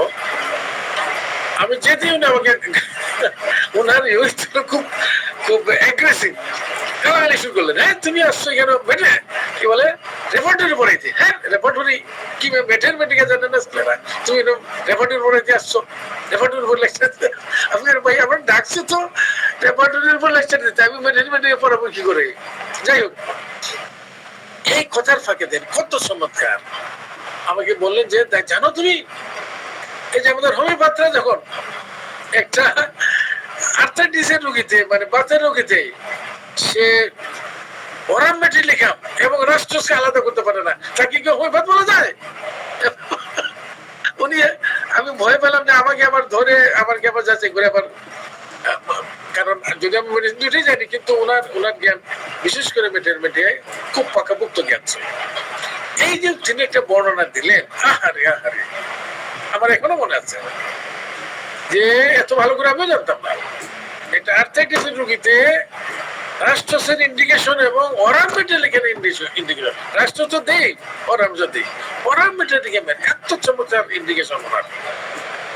তাহলে দেখেন, তাহলে ওরাম মেটালিকা অনেকে মনে করে তার তো সুইসাইডাল টেন্ডেন্সি, কত ফিজিক্যাল লক্ষণে ওরাম মেটালিকা দেওয়া হয়, আপনাকে শুধু ইউজটা জানতে হবে। নেক্সট আসি আমরা বেসিলিনাম। টিউবারকুলিনাম বেসিলিনাম তো বড় মাপের মেডিসিন, স্যার চলে যাবে না, ব্যাপটিশিয়া লাগবেই, প্যারাটাকে তো হরহামেশা লাগবে, প্যারাটামিউন প্রায় লাগে। দেখেন আমরা অনেক সময় ক্রনিক টনসিলাইটিস বা এখানে অনেক সময় এডিনয়েডের নামে তো আর দিই না, তার লক্ষণ ধরে প্রায় এইসব মেডিসিন লাগে আপনার। মনে করেন প্যারাটাখার, প্যারাটামিউন, সর্দি টর্দির দিকে যাওয়া, এমন খার, এমন মিউর, এই মেডিসিন অত্যন্ত ইম্পর্টেন্ট। বেলেডুনা এর তো আর বলার দরকারই নাই। অ্যাসিড বেঞ্জয়িক অ্যাসিড অত্যন্ত বড় মাপের মেডিসিন। আপনার বাতের রুগীতে লাগে, গাউটের রুগীতে লাগে, প্রস্রাবের রুগীতে লাগে, কত বারবিরিস খুবই মানে হেভি ওষুধ। আমরা বলি যে হোমিওপ্যাথিক অ্যানালজেসিক অনেক সময় বলে অনেকে, যে যারা স্পাজমোটিক এলোপাতে যখন স্পাজমোটিক ইনজেকশন দেয়, ট্যাবলেট দেয়, আমরা এখানে উঠে বারবিরিস দেয় কাজ সারি ফেলি। বারবিরিস অত্যন্ত পলিক্রেস্ট অ্যানালজেসিক, হোমিওপ্যাথিক অ্যানালজেসিক, না পড়ার উপায়ই নেই। বরাক্স অত্যন্ত ইম্পর্টেন্ট মেডিসিন। বরাক্স তার স্কিন সিমটম, তার প্রস্রাবের সিমটম, তার মানসিক সিমটম উপর থেকে নিচে পড়ে যাবে। আমরা আগামী দিন বলবো এই যে ওই যে বললাম না, প্রত্যেকটা মেডিসিনের সাথে কিছু কিছু চুম্বক লক্ষণ থাকে, 4-5টা। এই বরাক্স বলতেই এই 5টা লক্ষণ। আপনার মনে করেন বেড়ে দেখার মানে এই 5টা লক্ষণ, এইভাবে যদি মনে রাখেন, কারণ মেডিসিন তো অনেক, সব লক্ষণ মনে থাকতে পারবে না, কিন্তু মেডিসিনটার মোটামুটি যেন চিত্রটা এই 5টা মেডিসিন বললেই আপনি এটা ধরে ফেলেন যে বেড়ে দেখাবেন এই হচ্ছে বাচ্চাটা, এই হচ্ছে তার লক্ষণগুলো। বিসমাত, বিসমাত অনেকে তো ব্যবহার করে কিনা জানি না, অনেকেই করেন বা কেউ কাছে ধরে, কিন্তু বিসমাতের খুব ইম্পর্টেন্ট কাজ আছে, বিশেষ করে পোস্ট অপারেটিভ রোগীতে। এই যে পেটের মধ্যে তার যে তার মেন অ্যাকশনটা তার পেটের মানে বিসমাতের, এই জন্য বিসমাত যেখানে লাগে, বিসমাত তো এর বিকল্প নাই। ব্রোমিয়াম প্রায় ক্ষেত্রেই লাগে, বিশেষ করে অনেক সময় যে টিউমারাস যেসব গ্ল্যান্ড বা টিউমার হয়, বিশেষ খুব শক্ত, দেখা গেলো যে আপনি ব্যারাইটাকার, ফাইটোলেক্কা, এটা সেটা আপনি দিচ্ছেন, একটা সময় দেখবেন যে কাজ হচ্ছে না, তখন যদি আপনার মাথায় থাকে ব্রোমিয়াম এবং ব্রোমিয়ামের ফিচার গুলো আপনার জানা থাকে, দেখবেন যেটা ফাইটোলেক্কা ব্যারাইটাকার নিচ্ছিল না, ব্রোমিয়াম দিবার সাথে সাথে এই চলে গেল, এটা এই পেরোটিক টিউমার বলে না যাই বলে। এই জন্য এই মেডিসিনগুলো অত্যন্ত ইম্পর্টেন্ট, একটু ছাড়া যাবে না। ব্রায়োনিয়া তো আর বলারই অপেক্ষা রাখে না। তারপরে আসে আমরা ক্যালকিলিয়ার যে এই যে কতগুলো সল্ভ, প্রত্যেকটা ইম্পর্টেন্ট, একটা ছাড়া যাবে না। ক্যালকিলিয়ার একার তো বিশাল পলিক্রেস্ট মেডিসিন। ক্যালকিলিয়া ফ্লোর অত্যন্ত ইম্পর্টেন্ট মেডিসিন, এর বিশেষ বিশেষ ক্ষেত্র আছে প্রয়োগের। ক্যালকিলিয়া ফস অত্যন্ত ইম্পর্টেন্ট। ক্যালকিলিয়া সালফ, এই ধরেন আরো আছে ক্যালকিলিয়া গ্রুপ, কিন্তু এই 4টা ছাড়া যাবে না, ভালো করে পড়তে হবে তার ডিফারেন্সটা সব, কখন ক্যালকিলিয়া খারাপ দিবেন, কোন ক্যালকিলিয়া সালফ দিবেন। দেখেন এটার মাঝে কিন্তু কাছাকাছি, কিন্তু একটু সামান্য একটু ফিচার এই দিকে গেলে ক্যালকিলিয়া সালফের দিকে যায়, আর ওই দিকে যায় ক্যালকিলিয়া খারাপ দিকে। এই জিনিসগুলো ভালো করে বুঝতে হবে। ক্যাম্ফর অত্যন্ত ইম্পর্টেন্ট মেডিসিন, অ্যান্টিডোট করার কাজে খুব হেভি লাগে, এটা আমাদের একটা জেনারেল অ্যান্টিডোট হলো ক্যাম্ফর। ক্যানাবিস ইন্ডিকা অনেক অনেক ক্ষেত্রে আমাদের লাগে, ক্যানাবিস ইন্ডিকা রুগী আছে। ক্যান্থারিস একটা খুব অ্যাকুট এবং ইউরিনারি সিমটমে, তার আপনার এলিমেন্টারি সিমটমে প্রায়ই লাগে ক্যান্থারিস, এবং তার জেনাইটেলিয়া, যে বললাম মেল জেনাইটেলিয়া, তার লিঙ্গের উপর খুব হেভি অ্যাকশন, তার পেনিসের উপর। এর আগে বললাম যে যদি আপনি তার যদি প্রুভিং রিপোর্ট করেন, তাহলে খুব মজা পাবেন আপনি, যে কেমন করে যে তারা এত ডিটেলস প্রুভিং করেছে। ক্যাপসিকাম ক্যান্থারিস থেকে একটু কম হলেও ক্যাপসিকামও লাগে, অনেক ক্ষেত্রেই লাগবে ক্যাপসিকাম। কার্বোভেট ছাড়া তো চলেই যাবে না। কার্সিনোসিন, ওই যে বললাম আমরা যখন ছাত্র ছিলাম 70-80 দশকে, এটা কিন্তু বেশি ব্যবহার ছিল না তখন, আমাদের স্যাররা বা আমাদের গুরুরা বেশি ব্যবহার করতেন না, কিন্তু পরবর্তীতে এটা অনেক পলিক্রেস্ট হয়ে গেছে এবং আমরা আমাদের হাতেই আমরা যথেষ্ট ব্যবহার করি। কোষ্টিকাম তো খুব বড় মাপের মেডিসিন। কোষ্টিকামের আচ্ছা দেখ দেরি হয়ে যাবে, যাবো না, একটা কেস আছে বলবো আর একদিন মনে থাকলে। ক্যামোমিলা, ছেলিডিনাম ছাড়া আপনি লাইকোপোডিয়ামের সাথে পার্থক্যটা জানতে হবে, ছেলিডিনাম এবং লাইকোপোডিয়ামের। এবং ছেলিডিনামের যে বিশেষ ক্ষেত্র আছে তার হেপাটোবিলিয়ারি সিস্টেমে, এটা ভালো করে বুঝবে, ওই সব রোগাবস্থায় এর প্রয়োগ ক্ষেত্রটা তার কাছে সুন্দরভাবে চিহ্নিত হয়ে যাবে। সিকুটা ভাইরাস ছাড়া আপনি কনভালসিভ ডিসঅর্ডারে আপনি চলতে পারবেন না। ছোট ছোট বাচ্চাদের যারা কনভালশন হয়, সিকুটা, কুপ্রাম, এগুলো যদি আপনি ভালো করে না বুঝেন, ভালো করে ডিফারেন্স না বুঝেন, মিস করবেন না। চীনা আমরা সবাই জানি, চায়না তো খুবই ইম্পর্টেন্ট। কোকুলা সিন্ডিকা, অনেক সময় আমরা কোকুলা সিন্ডিকা দিতে হয়, বিশেষ করে যাদের দুইটা ইম্পর্টেন্ট জিনিস হলো, একটা হলো যে তার ঘুম আসে না, হয়, কফিয়া খুব ইম্পর্টেন্ট মেডিসিন, কলসিকাম এছাড়া চলতেই পারবেন না, কনাম তো বিশাল পলিক্রেস মেডিসিন, কোরেলিয়াস রুব্রা এটা কিন্তু একটা লার্জ মেডিসিন, প্রোটেলাস ফরিডাস যে লেখেছি ভালো করে পড়বেন, প্রোটেলাস সাথে রাখিয়ে পড়তে হবে, দুইটা ডিফারেন্স যাতে ভালো করে বোঝা যায়। কুপ্রাম মেটালিকাম, আপনি এটার ব্যবহার জানলে কুপ্রামের বহুত কাজ। আমার মনে হয় আমরা আজকে লার্জ ডিভিডি পর্যন্ত পড়ে আজকে বন্ধ করি। আর কি আছে? ডিজিটালিস। ডিজিটালিসের ব্যবহার খুব, এর লক্ষণগুলো ভালো করে শিখতে হবে এবং ব্যবহারের সতর্কতা, নাহলে কিন্তু রোগীর ক্ষতি করে ফেলবেন আপনি। ডিজিটালিস কিন্তু খুব দুধারা তলোয়ার, সঠিকভাবে ব্যবহার করলে রোগীর হার্ট এবং অন্যান্য সমস্যা যেটাতে ব্যবহার করা হয় খুব তাকে ভালো করতে পারবেন, আবার খারাপ ভাবে দিলে রোগীর ক্ষতি হয়ে যাওয়ার সম্ভাবনা আছে। এই জন্য ডিটেলসটা ভালো করে বুঝতে হয়। ড্রসেরা তো লাগবেই লাগবে কাশিতে এবং নানা ধরনের, বিশেষ করে আক্ষেপিক কাশে ড্রসেরা ছাড়া আপনি চলতে পারবেন না। ডাল ক্যামেরা রাষ্ট্র একদম ডাল ভাত, ডাল ভাত কিন্তু আমি অনেক ছাত্রকে জিজ্ঞেস করি যে ডাল ক্যামেরা রাষ্ট্র আলাদা করো, কিভাবে কোন রোগীতে তুমি ডাল ক্যামেরা দিবা, কোনটাতে রাষ্ট্র অনেকে পারে না। আমরা বলছি যে এগুলো ভালো করে এই ফিচার গুলো জানতে হবে। জেলসিমেব খুব ইম্পর্টেন্ট মেডিসিন, আমরা আগামী দিন আলাপ করবো গল্প অল্প। গ্রাফাইটিস তো মানে বিশাল ব্যাপার। আমার একজন স্যার, আমার স্যার না মানে উনি ওনাদের স্যার, ছটা ফাটা মোটা বললে গ্রাফাইটিসের লেকচার একদিন শুনছি ওনার, খুব স্থূল লেকচার। গ্রাফাইটিসের খুব ইম্পর্টেন্ট ফিচার্স আছে, ভালো করে যদি আপনি পড়েন দেখবেন যে আরে পেপটিক আলসার আপনার graphites heavy medicine. Peptic ulcer মানে লক্ষণটা কি দেখেন, খাওয়ার পরে অনেকে বলে পেটে আমার খালি পেটে চিনচিনি করে ব্যথা করে, খাইলেই কমে। আগে চিন্তা করেন অ্যানাকোডিয়াম, কেউ সেলিডোনিয়াম, কিন্তু একমাত্র ফার্স্ট এড মেডিসিন হলো খাওয়ার পরে আরাম হয় হার্টবার্ন, গ্রাফাইটিস, এবং বিশেষ করে গরম দুধ। যাই হোক, ওই যে মেডিসিন গুলা শুধু ছোটা ফাটা মোটা না, তার যে আদার্স যে ইম্পর্টেন্ট স্পেয়ার গুলা, এইগুলো শুদ্ধ জানতে হবে, তাইলে আপনি এই ওষুধটার প্রপার ব্যবহার করতে পারবেন। কিপার সালভ ইম্পর্টেন্ট মেডিসিন, হায়োসেমাস, তারপরে ভ্যালিডোনা এবং স্টেমোনিয়াম, এই তিনটে একসাথে পড়তে হয় এবং ডিফারেন্স গুলো জানতে হয়। ইংলিশে খুব লাগে, খুবই কাজে লাগে। ইংলিশে শুধু যে একুট মেডিসিন তা না, কিছু কিছু ক্ষেত্রে এর কিন্তু ক্রনিক ব্যবহার আছে।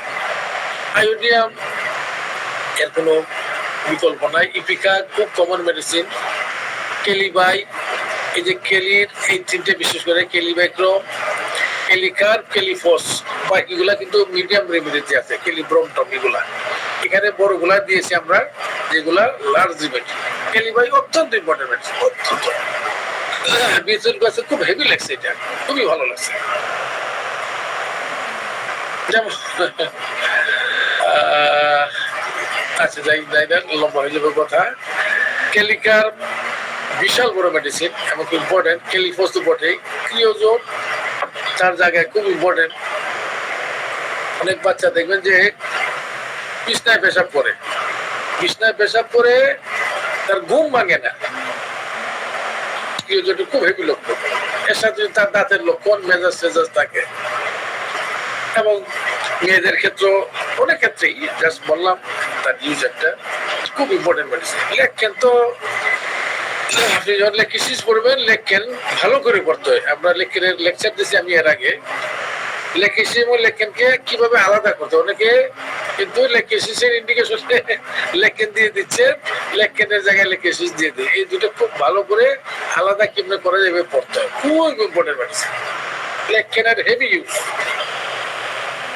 এবং মাল্টিপুল মানে বিভিন্ন ধরনের use. Ledum heavy medicine, like করতে কথাই নাই, বিশাল বড় মেডিসিন। মেডোনিনাম, মার্চল, মার্কোট, ভালো করে। মেজেরিয়াম খুব ইম্পর্টেন্ট মেডিসিন। নাজা, নাজা যে ভালো বুঝে সে অনেক অনারোগ্যকর কেস, বিশেষ করে বাচ্চাদের হার্টের অনেক সমস্যা আছে। নাজা ভালো করে বুঝলে আপনি দেখবেন যে অনেক হেল্প করতে পারবেন এইসব বাচ্চাদেরকে।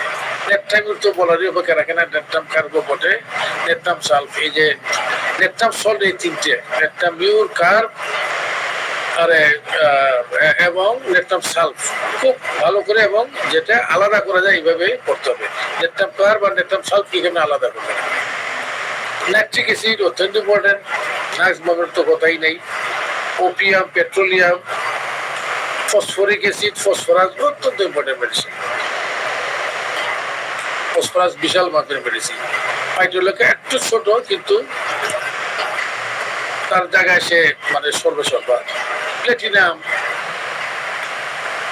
ইম্পর্টেন্ট মেডিসিন, অবশ্যই তার জায়গায়। আমি একটা রুগীকে প্লেটিনাম দিচ্ছি আজকাল, রুগীর বাড়িতে কিছুই বলবেন না, আমি বলি দেখেন। তিনি একজন স্কুলের টিচার, খুব সংক্ষিপ্ত হয়ে বলছি, স্কুলের টিচার, বিয়ে করেন নাই, 35 বছর হয়েছে। তিনি হলেন হোমোসেক্সুয়াল। হোমোসেক্সুয়াল কি দেখেন, মেয়ের লোকের নামই শুনতে পারে না, মেয়ের লোক পছন্দ না, এটা আবার নিকৃষ্ট জীব এমন একটা ধারণা। মেয়ের লোক তাকে দিয়ে তার ঘৃণা করে। ওকে, আমি তাকে আবার একটু টিপ্পনি খাচ্ছিলাম, মেয়ে লোক দেখলি কিনা তো আপনার মার দিকে কিভাবে থাকেন, আপনার বোনদের দিকে কিভাবে থাকেন, কিছু বলেন সময় রয়েছে। কিন্তু পিকুলারিটি দেখে, সে পুরুষ দেখলে একদম তার দিল গলে যায়। পুরুষ কারা, ইয়াং ছেলে না, বয়স্ক লোক, মনে করেন সে আমার বয়সী, মনে করেন 60-70, এই বয়সী লোকদের দেখলে, আমি জানেন এখানে যে বয়স কম, আমার মেয়েও দেখতেছে এখানে, এটা যেহেতু আমরা ডাক্তার কাজীগুলো আলোচনা করতেই পারি। সে বলছে বয়স্ক লোক দেখলে সে তার মধ্যে উন্মাদনা এসে যায়। সে ওই বয়স্ক লোকটার জেনেটিলিটিকে কল্পনা করে, তার পেনিসটাকে কল্পনা করে, তার অন্নকোষটাকে কল্পনা করে, সে সেক্সুয়াল আনন্দ পায়। এবং সে কল্পনায় অনেক কিছু করে, যেটা আমি বলবো না, সে আমার কাছে আরো অনেক কিছু কথা আছে। দেখেন কি পিকুলিয়ার, তার মা বাপ বহুত চেষ্টা করতেছে বিয়ে করবে না। সে আর আমি বললাম আপনি বুড়ারে বিয়ে করবেন, তা তো করবেন না, কি করবে, বিয়ে করছে না। সে প্লাটিনামে ঢুকি, প্লাটিনামে তার হেভি চেঞ্জ করেছে, তারে হেভি চেঞ্জ। তাহলে দেখেন এটা সে সাইকিয়াট্রিক চিকিৎসা করেছে, কোনো লাভ হয় নাই। আমি বললাম প্রসঙ্গক্রমে, প্রত্যেকটা মেডিসিন যেটা আপনি যত ভালোভাবে শিখবেন, দেখবেন এর সুন্দরভাবে আপনি বিভিন্ন ক্ষেত্রে ব্যবহার করতে পারেন। প্লাম্বাম মেটেলিকাম, আমি অনেক সময় বলি আমার অনেক বন্ধু হোমিওপ্যাথি, যে প্লাম্বামের ব্যবহার আমরা হোমিওপ্যাথি বেশি জানি না। প্লাম্বাম মেটালিকামের ব্যবহার যে হোমিওপ্যাথি যত ভালো জানে, সে তত অনারোগ্যকর রোগী আরোগ্য করার ক্ষমতা রাখে। প্লাম্বামটা কখনো আমি দেখি মানে মেডিকেল লেকচার হিসেবে দেব, কারণ আমার ধারণা প্লাম্বামের সম্বন্ধে আমরা আইডিয়া কম রাখি আমাদের হোমিওপ্যাথিরা, কিন্তু এটা অত্যন্ত important medicine. Plumbum, metallicum, plumbum আয়োড খুব important. Podophyllum, psorinum, pulsatilla, rhus tox, sabina, secale cor, sepia খুব ইম্পর্টেন্ট মেডিসিন। আমার চেম্বারে অনেক সময় অনেক মহিলা রুগীকে আমি একটু মাপ চাই, ওনাদেরকে বলি যে আপনি একটু দাঁড়ান। অনেকে আবার বলি যে একটু পাশে যান, গিয়ে একটু ঘোরেন, একটু হাঁটেন। আমি দেখি আমার নতুন যারা অ্যাসিস্ট্যান্ট স্যার কি এটা কেন করেন স্যার, কোরআন যারা এরা জিজ্ঞেস করা জানে। এবং ওই যে আপনার সিপিআর ফিচারটা আপনার দেখা, সিপিআর রোগীর তার যে কনস্টিটিউশনাল সিমটম খুব ইম্পর্টেন্ট, যদি তার অন্য লক্ষণের সাথে কনস্টিটিউশনটাও মিলে যায়, খুব ভালো কাজ করে CPR. Silicea, staphysagria, sulphur, syphilinum, tabacum, thuja, tuberculinum, veratrum album, zincum metallicum. আজকে আমরা এই পর্যন্ত রাখবো। আগামী দিন এইগুলো আমি একটু দেখাই আপনাদেরকে চেহারা। এটি হলো মিডিয়াম রেঞ্জ রেমেডিজ 115টা, মিডিয়াম রেঞ্জ রেমেডিস 15টা। তারপরে হলো স্মল রেমেডিস, এখানে 85টা। এই মেডিসিন গুলা আমরা আচ্ছা এটা আমরা নেক্সট লেকচারে রাখবো। আমার মনে হয় আমি এখানেই শেষ করবো, একটু রাখি আমি।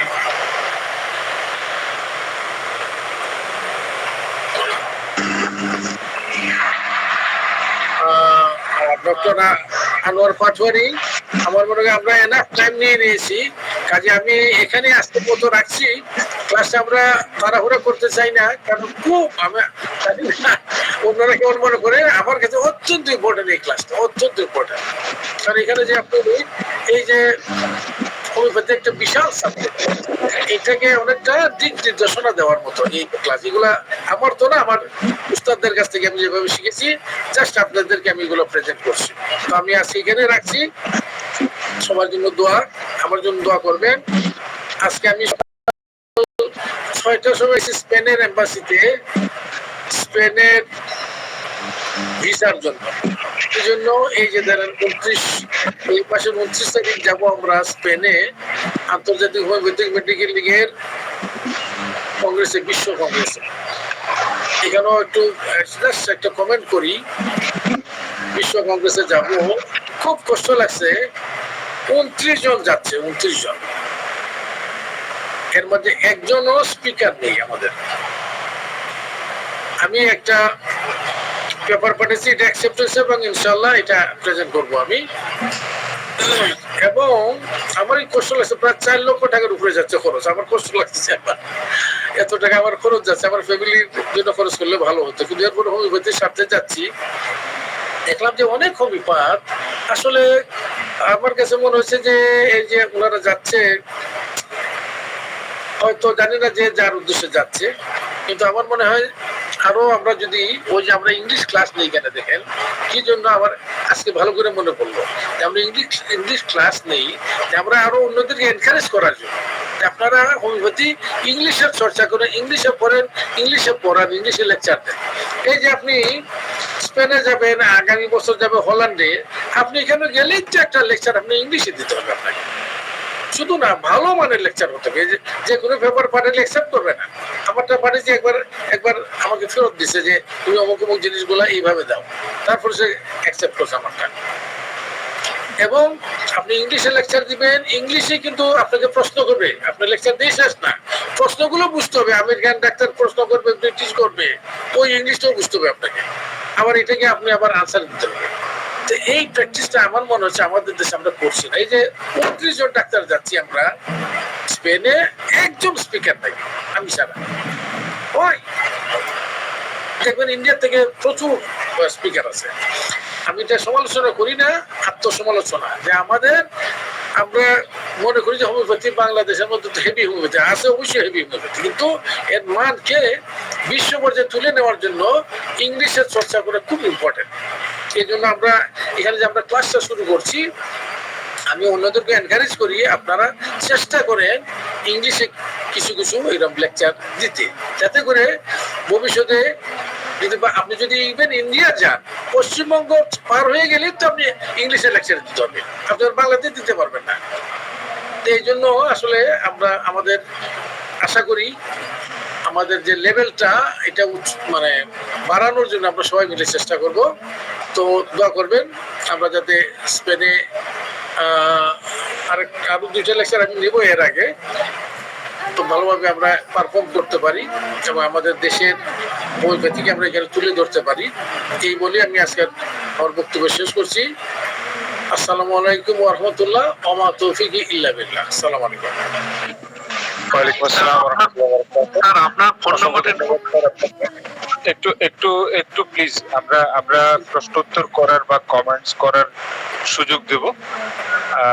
আমরা বাংলাদেশ হোমিওপ্যাথিক পরিষদের পক্ষ থেকে বাংলাদেশে সর্বপ্রথম ইংরেজিতে এই হোমিওপ্যাথিক লেকচারগুলোকে উপস্থাপনের উদ্যোগ, এবং সেই অনুযায়ী আমরা অনেকগুলো ক্লাস ইংরেজিতে নিয়েছি।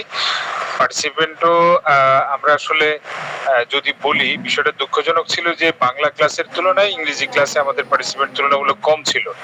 এরপরেও আমি স্যারকে প্রতিবারই বলতাম যে স্যার আমাদের এখানে হতাশ হওয়ার কিছু নেই, আমরা চেষ্টা করি, ইনশাআল্লাহ আশা করি আস্তে আস্তে বাড়বে, এবং আমরা সেই ধারাবাহিকতা এখনো রেখেছি।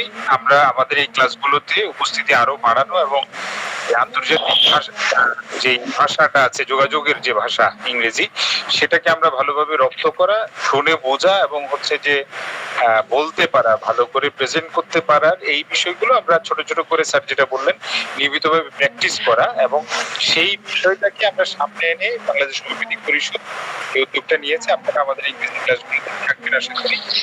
আর কারো হ্যান্ড রেজ করলে আমরা নামগুলো ঘোষণা করবো। একজন হ্যান্ড রেজ করেছেন মনির উদ্দিন, আপনার মাইকটি আনমিউট করে প্রশ্ন করুন। আসসালামু আলাইকুম ওয়া রাহমাতুল্লাহ। ওয়ালাইকুম সালাম। স্যার আমি আসলে সৌভাগ্যবান, আমি বলতে পারি হকের সৈনিক। আর আমি এর আগে যতগুলো অনলাইন ক্লাস করেছি, বিশেষ করে রেপার্টরি আমি একসময় বুঝতাম না।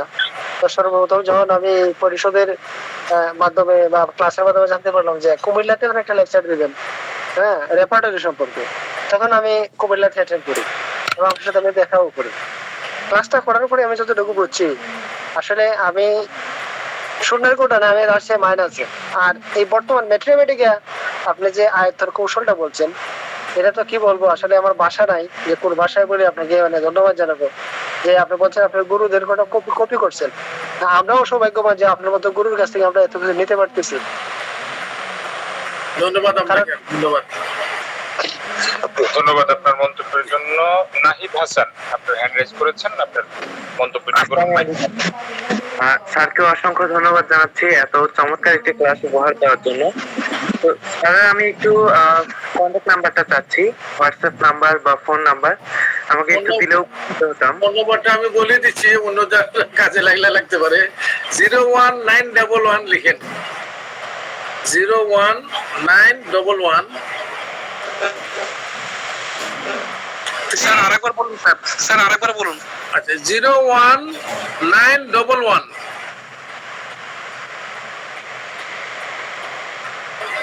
381 966। এটা আপনি ফোন করবেন বিকাল 4:30 থেকে রাত 8:30 এর মধ্যে হলে আমাকেও পাবেন, অন্য সময় না। বিকাল 4:30 থেকে রাত 8:30। Thank you. ধন্যবাদ। আমরা কমেন্টসে আমি ফোন নাম্বারটি লিখে দিয়েছি, যাদের প্রয়োজন তারা কপি করে সেভ করে রাখতে পারেন, আশা করি কাজে লাগবে। আর স্যার যে সময় বলেছেন ওই সময় অনুযায়ী ফোন দেওয়ার চেষ্টা করবেন। আরেকজন হ্যান্ড রাইজ করেছেন, রুহুল আমিন, আপনার প্রশ্নটি করবেন মাইক আনমিউট করে, তারপরে করবেন রব্বানি গোলাম রব্বানি। স্যারকে অসংখ্য ধন্যবাদ এত সুন্দর একটি আলোচনা উপহার দেওয়ার জন্য। আসলে হোমিওপ্যাথিকে বলা হয় যে একটা বিশাল সমুদ্র, এই সমুদ্রে চলতে গিয়ে অনেকেই দিশেহারা হয়ে যায়। আমার শুরুতে যেমন পড়তে গিয়ে একটা মেডিসিন পড়তে গিয়ে মনে হলো নেট্টামির পড়ছি, আমি একদম নেট্টামিরের রোগী। আবার যখন লাইকোপোডিয়াম পড়ি তখন মনে হয় যে লাইকোপোডিয়ামের রোগী। আবার যদি আর একটা মেডিসিন পড়তে যায় এরকমই মনে হয়, ডিফারেন্সিয়েটেড করাটা এতে বড় কঠিন হয়ে যায়। স্যার যে এটা দিশা দেখালেন, যে পথটা দেখালেন, আশা করি এই পথে চললে ইনশাআল্লাহ সঠিক গন্তব্যে পৌঁছতে পারবো। স্যার আপনার কাছে একটু জানতে চাচ্ছি যে ম্যাথমেটিকায় দুই ধরনের লক্ষণ থাকে, একটা হলো একটা প্রুভেন লক্ষণ আর একটা হচ্ছে ক্লিনিক্যাল লক্ষণ। এখন একটা বইতে তো আলাদা করে লেখা থাকে না, আমরা কোনটা ক্লিনিক্যাল লক্ষণ বা কোনটা প্রুভিং লক্ষণ এটা কিভাবে একটা ম্যাথমেটিকা বই থেকে বুঝতে পারবো? Thank you sir. এটা বোঝার জন্য হলো যে আপনি যে লক্ষণটা এটা খুঁজবেন এলএনএন এনসাইক্লোপিডিয়াতে। এলএনএ এনসেফ্যালোপিডিয়া হলো সবচেয়ে লক্ষণের খনি। আর যদি এনসাইক্লোপিডিয়াতে থাকে তাহলে বলে এটা প্রুভিং, এবং কি শক্তিতে প্রুভিং করে সব কিছু আপনি জেনে যাবেন।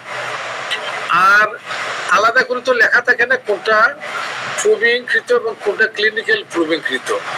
তো এই জন্য একটা হলো যে ওই আপনি মেন সোর্সও যাইতে হয়, বিশেষ করে এলএনএন এনসাইক্লোপিডিয়া, হেরিং এর গাইডিং সিম্পটম, এগুলোতে সাধারণত প্রুভড সিম্পটম গুলোই, বিশেষ করে এলএনএন এনসাইক্লোপিডিয়াতে তো অবশ্যই।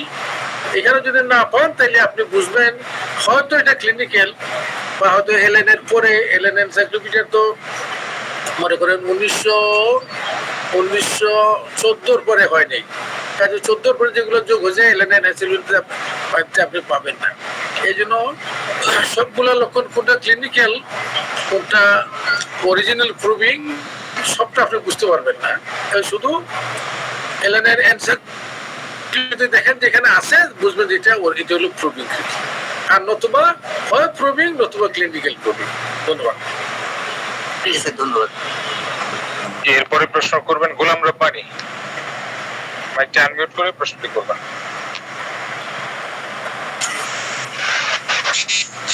তাহলে মনিরা আক্তার শুনতে পাচ্ছেন, আপনার মাইকটা আনমিউট করে প্রশ্নটি করবেন। আমি স্যাররা বলতেছিলাম যে আসলে স্যার একটা লেকচার দিতে গেলে অনেক অবশ্যই কষ্ট করা লাগে, এবং এর জন্য অনেক নোট করতে খুবই কষ্ট। আমাদের জন্য অক্লান্ত পরিশ্রম করে স্যার আমাদের যেটা দিচ্ছেন, আসলে এজন্য স্যারকে অসংখ্য ধন্যবাদ। তবে আপনার কাছে একটা প্রশ্ন ছিল যে আমরা গত 7টা মেডিসিন একদিনে আলোচনা হয়েছিল হচ্ছে সাপের বীজ দিয়ে যেগুলো তৈরি, এইটা সাধারণত আমরা এই লেকচার গুলো কোথায় পাবো, এটা কিভাবে পাইতে পারি, এটা যদি একটু কাইন্ডলি জানাতে। বুঝি নাই কথাটা, আবার বলেন। আবার স্যার বলছিলাম যে আমাদের এই সাপের বিষ থেকে তৈরি 7টা মেডিসিনের একদিনে ল্যাকেসিস, নেজা, তারপর হচ্ছে বোট্রপ, এগুলো আলোচনা হয়েছিল। এটা সাধারণত আমরা এই লেকচার গুলো আমরা কিভাবে পাইতে পারি পরবর্তীতে? বুঝতে পারছি। এটা আমার মনে হয় আমাদের যিনি সঞ্চালক ডক্টর আনোয়ার পাটোয়ারি, উনি আনসার দিতে পারবেন। বলেন আপনি একটু কাইন্ডলি, আনোয়ার পাটোয়ারি সাহেব। আমাদের এই আলোচনাগুলো আমরা কিছু কিছু আলোচনা আমাদের সাংগঠনিক সিদ্ধান্তের কারণে আমরা তখন তাৎক্ষণিকভাবে আপলোড দেইনি। এগুলো আমাদের আর্কাইভে আছে, আমরা এগুলো আপলোড দিলে তখন লিংক দিয়ে দিতে পারবো। এছাড়াও প্রাইভেট করে দুই একটা লিংক আমাদের হচ্ছে যে করা আছে, তো আপনি পার্সোনালি যোগাযোগ করলে অথবা আমাদের ফেসবুকে যদি আপনি কমেন্ট সেন্ড করেন আপনাকে আমরা রিপ্লাই দিতে পারবো। এরপরে আছে ডাক্তার পীযূষ, আপনার প্রশ্ন বা মন্তব্যটি করুন, মাইকটি আনমিউট করে। স্যার আদাব। স্যার অনেকদিন যাবত আপনার ক্লাসটা করি, খুব ভালো লাগে, এবং আমার চিকিৎসা জীবনে আপনার ক্লাসগুলা খুব উন্নতি করবে কাজ করতেছে স্যার, এবং আমি আশা করি যে আপনি যারা এটা নিয়মিত ক্লাস করে তাদের প্রত্যেকেই এরকম উন্নতি হচ্ছে। আমি স্যার গত কয়েকদিন আগে আপনার কাছে একটা রুগী পাঠিয়েছিলাম, এটা ইউটেরাইন চকলেট সিস্ট। ওই রুগীটার কি অবস্থা ওটা শুধু জানতে চাই আর কি। সম্ভবত নামটা অঞ্জনা রানী, দেখি অঞ্জনা রানী সম্ভব। আমার মনে নেই, আমার আপনার ফাইল নাম্বার বলতে, ওই যে নাম্বারটা দিলাম বলি আপনাকে, ওই নাম্বারে 7:30 থেকে 8:30 মধ্যে ফোন করবেন, ওনার ফাইল নাম্বারটা আমাকে দিবেন, ফাইলটা বের করে আপনাকে আমি জানাতে পারবো। ফাইল নাম্বারটা তো আমি জানি না স্যার, আমি পাঠাইছিলাম না, তাহলে আমি পারবো না। ফাইল নাম্বারটা জানতো না, আমি রুগী বের করবো কি করে? শ্রীমঙ্গল থেকে স্যার আপনার এইগুলা এই ক্রাইটেরিয়া তো আমার মনে থাকবে না, আমরা অনেকগুলো রুগী দেখি। এই জন্য আপনি যদি আমাকে স্পেসিফিক্যালি ওই সময় ফোন করবেন, ওই নাম্বারটা ওই রুগীর কাছে জিজ্ঞেস করেন আপনার ফাইল নাম্বার কত, তাইলে আপনাকে আমি ডিটেইলস বলতে পারবো। ধন্যবাদ। আচ্ছা স্যার, ধন্যবাদ। ডক্টর মৃণাল কান্তিনাথ, আপনার মাইকটি আনমিউট করে প্রশ্ন করুন। স্যার আদাব। স্যার অনেকদিন পর স্যার আপনার ক্লাস শুরু হলো স্যার, খুব ভালো লাগলো। আমরা সবসময় স্যার আপনার সুস্বাস্থ্য এবং দীর্ঘায়ু কামনা করি। আমার স্যার একটা প্রশ্ন ছিল স্যার, কার্সিনোসিন মেডিসিনটা তো আমরা তো স্যার বেশিরভাগই বাংলা মিডিয়ামের বই পড়ি, বাংলা মিডিয়ার বই বইতে কার্সিনোজেনের তেমন কোনো বিস্তারিত কোনো লেখা টেখা নাই, যা সামান্য একটু পাই।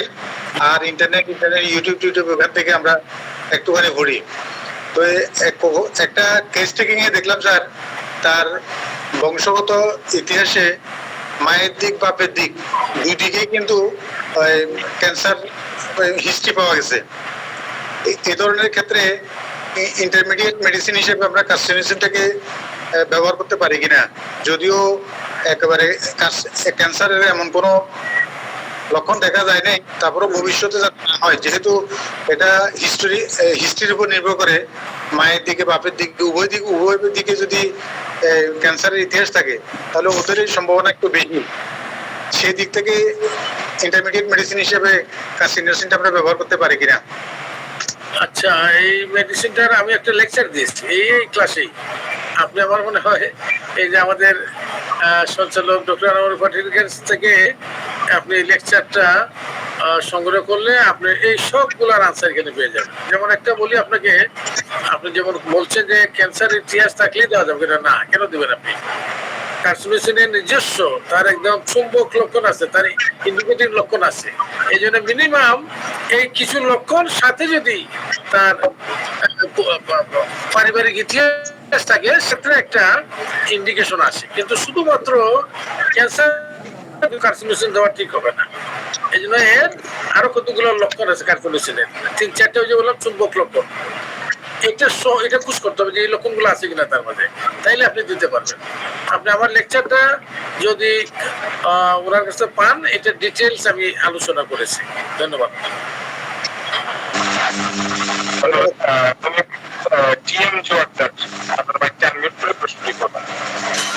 Assalamu alaikum, sir. ওয়ালাইকুম আসসালাম। A great honor to you. You are a very legendary homeopath in Bangladesh. You are blessing for us. Thank you, sir. আমার একটু আবেদন আছে। আবেদনটা হচ্ছে, আপনি অনেকদিন আগে Kent's 12 observation and Vithoulkas 22 observation একটা ক্লাস নিয়েছিলেন। এই ক্লাসটা যদি আবার আরেকবার নিতেন। Thank you very much. দেখা যাক, যদি কোনো সুযোগ হয় আবার নেওয়া যেতে পারে। ধন্যবাদ। অনেকে রিকোয়েস্ট করেছেন, সবাই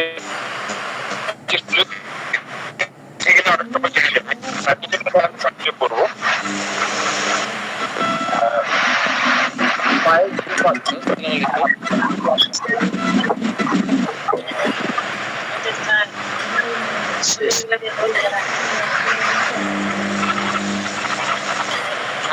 একটু জোরে বলবেন প্লিজ। হচ্ছে না। হ্যালো স্যার, একটু জোরে বলুন ভাই।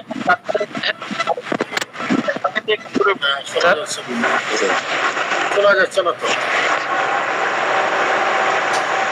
হ্যালো, আসসালামু আলাইকুম স্যার।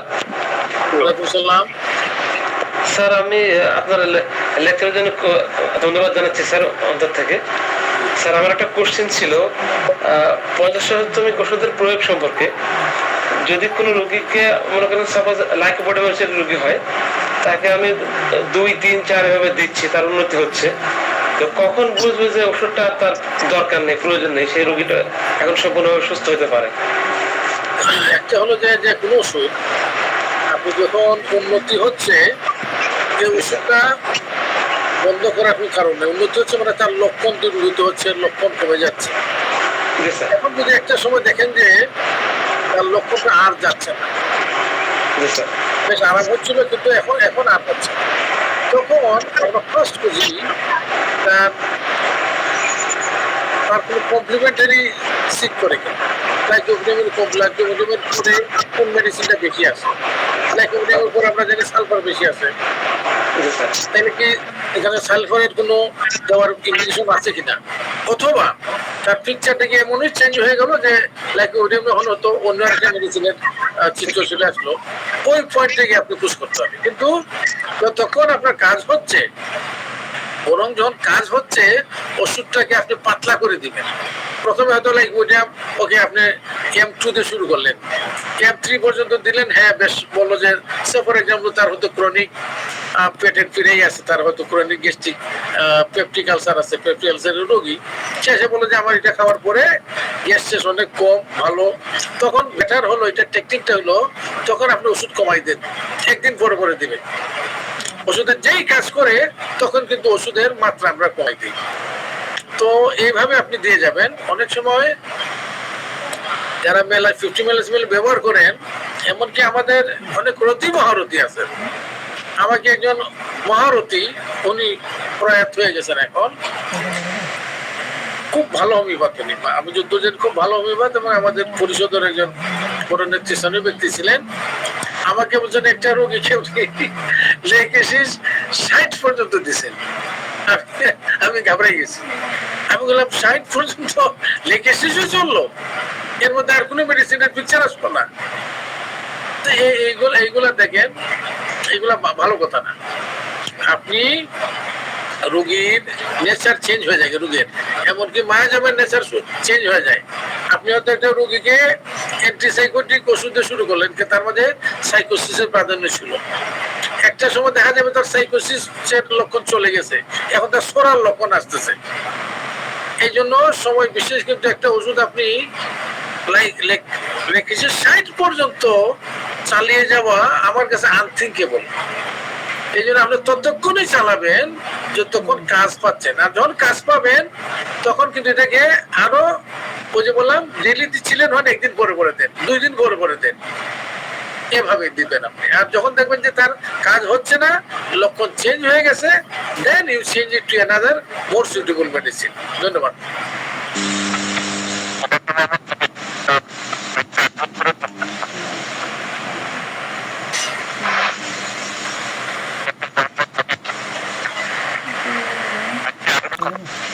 শোনা যাচ্ছে নাকি?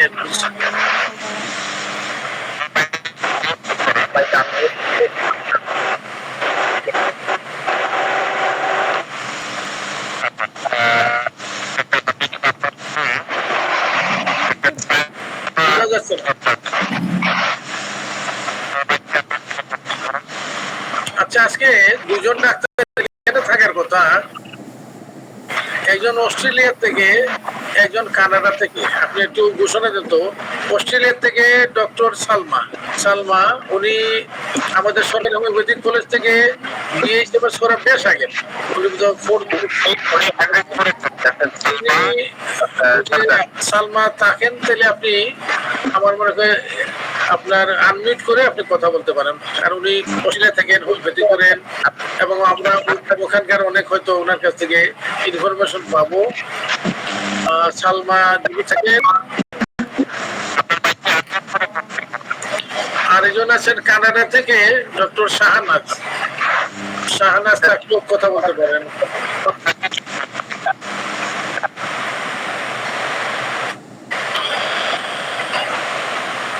ডক্টর পাটুরি, আমার মনে হয় আমরা 11:20 বেজে যাচ্ছে,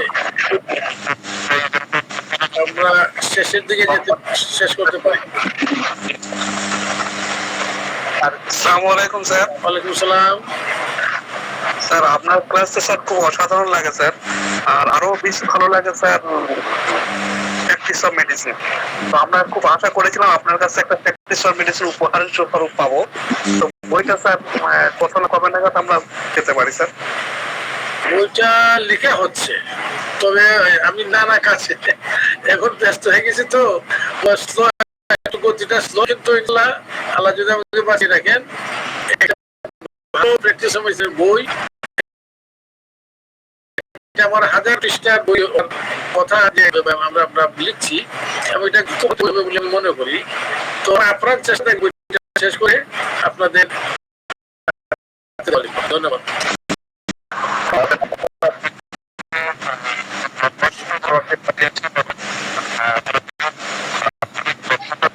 ডাক্তার পাটোয়ারি স্যার, আপনাকে শোনা যাচ্ছে না স্যার। আপনার মাইকটা বোধহয় অস্পষ্ট অপরিষ্কার মনে হয়। হ্যাঁ, এখন শোনা যাচ্ছে। জি স্যার, অনেক সময় দিয়েছেন এবং অনেক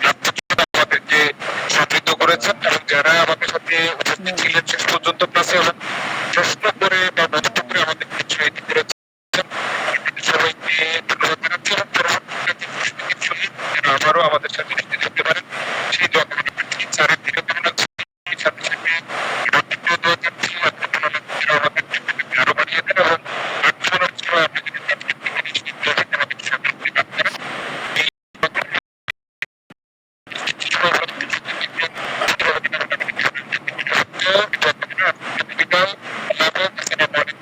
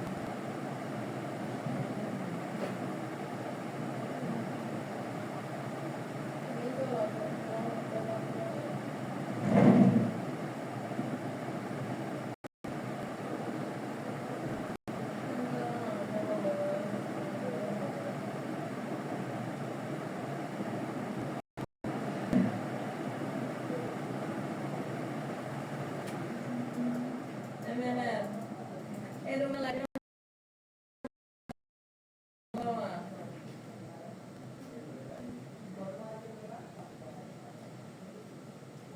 রাহমাতুল্লাহি ওয়া বারাকাতুহু।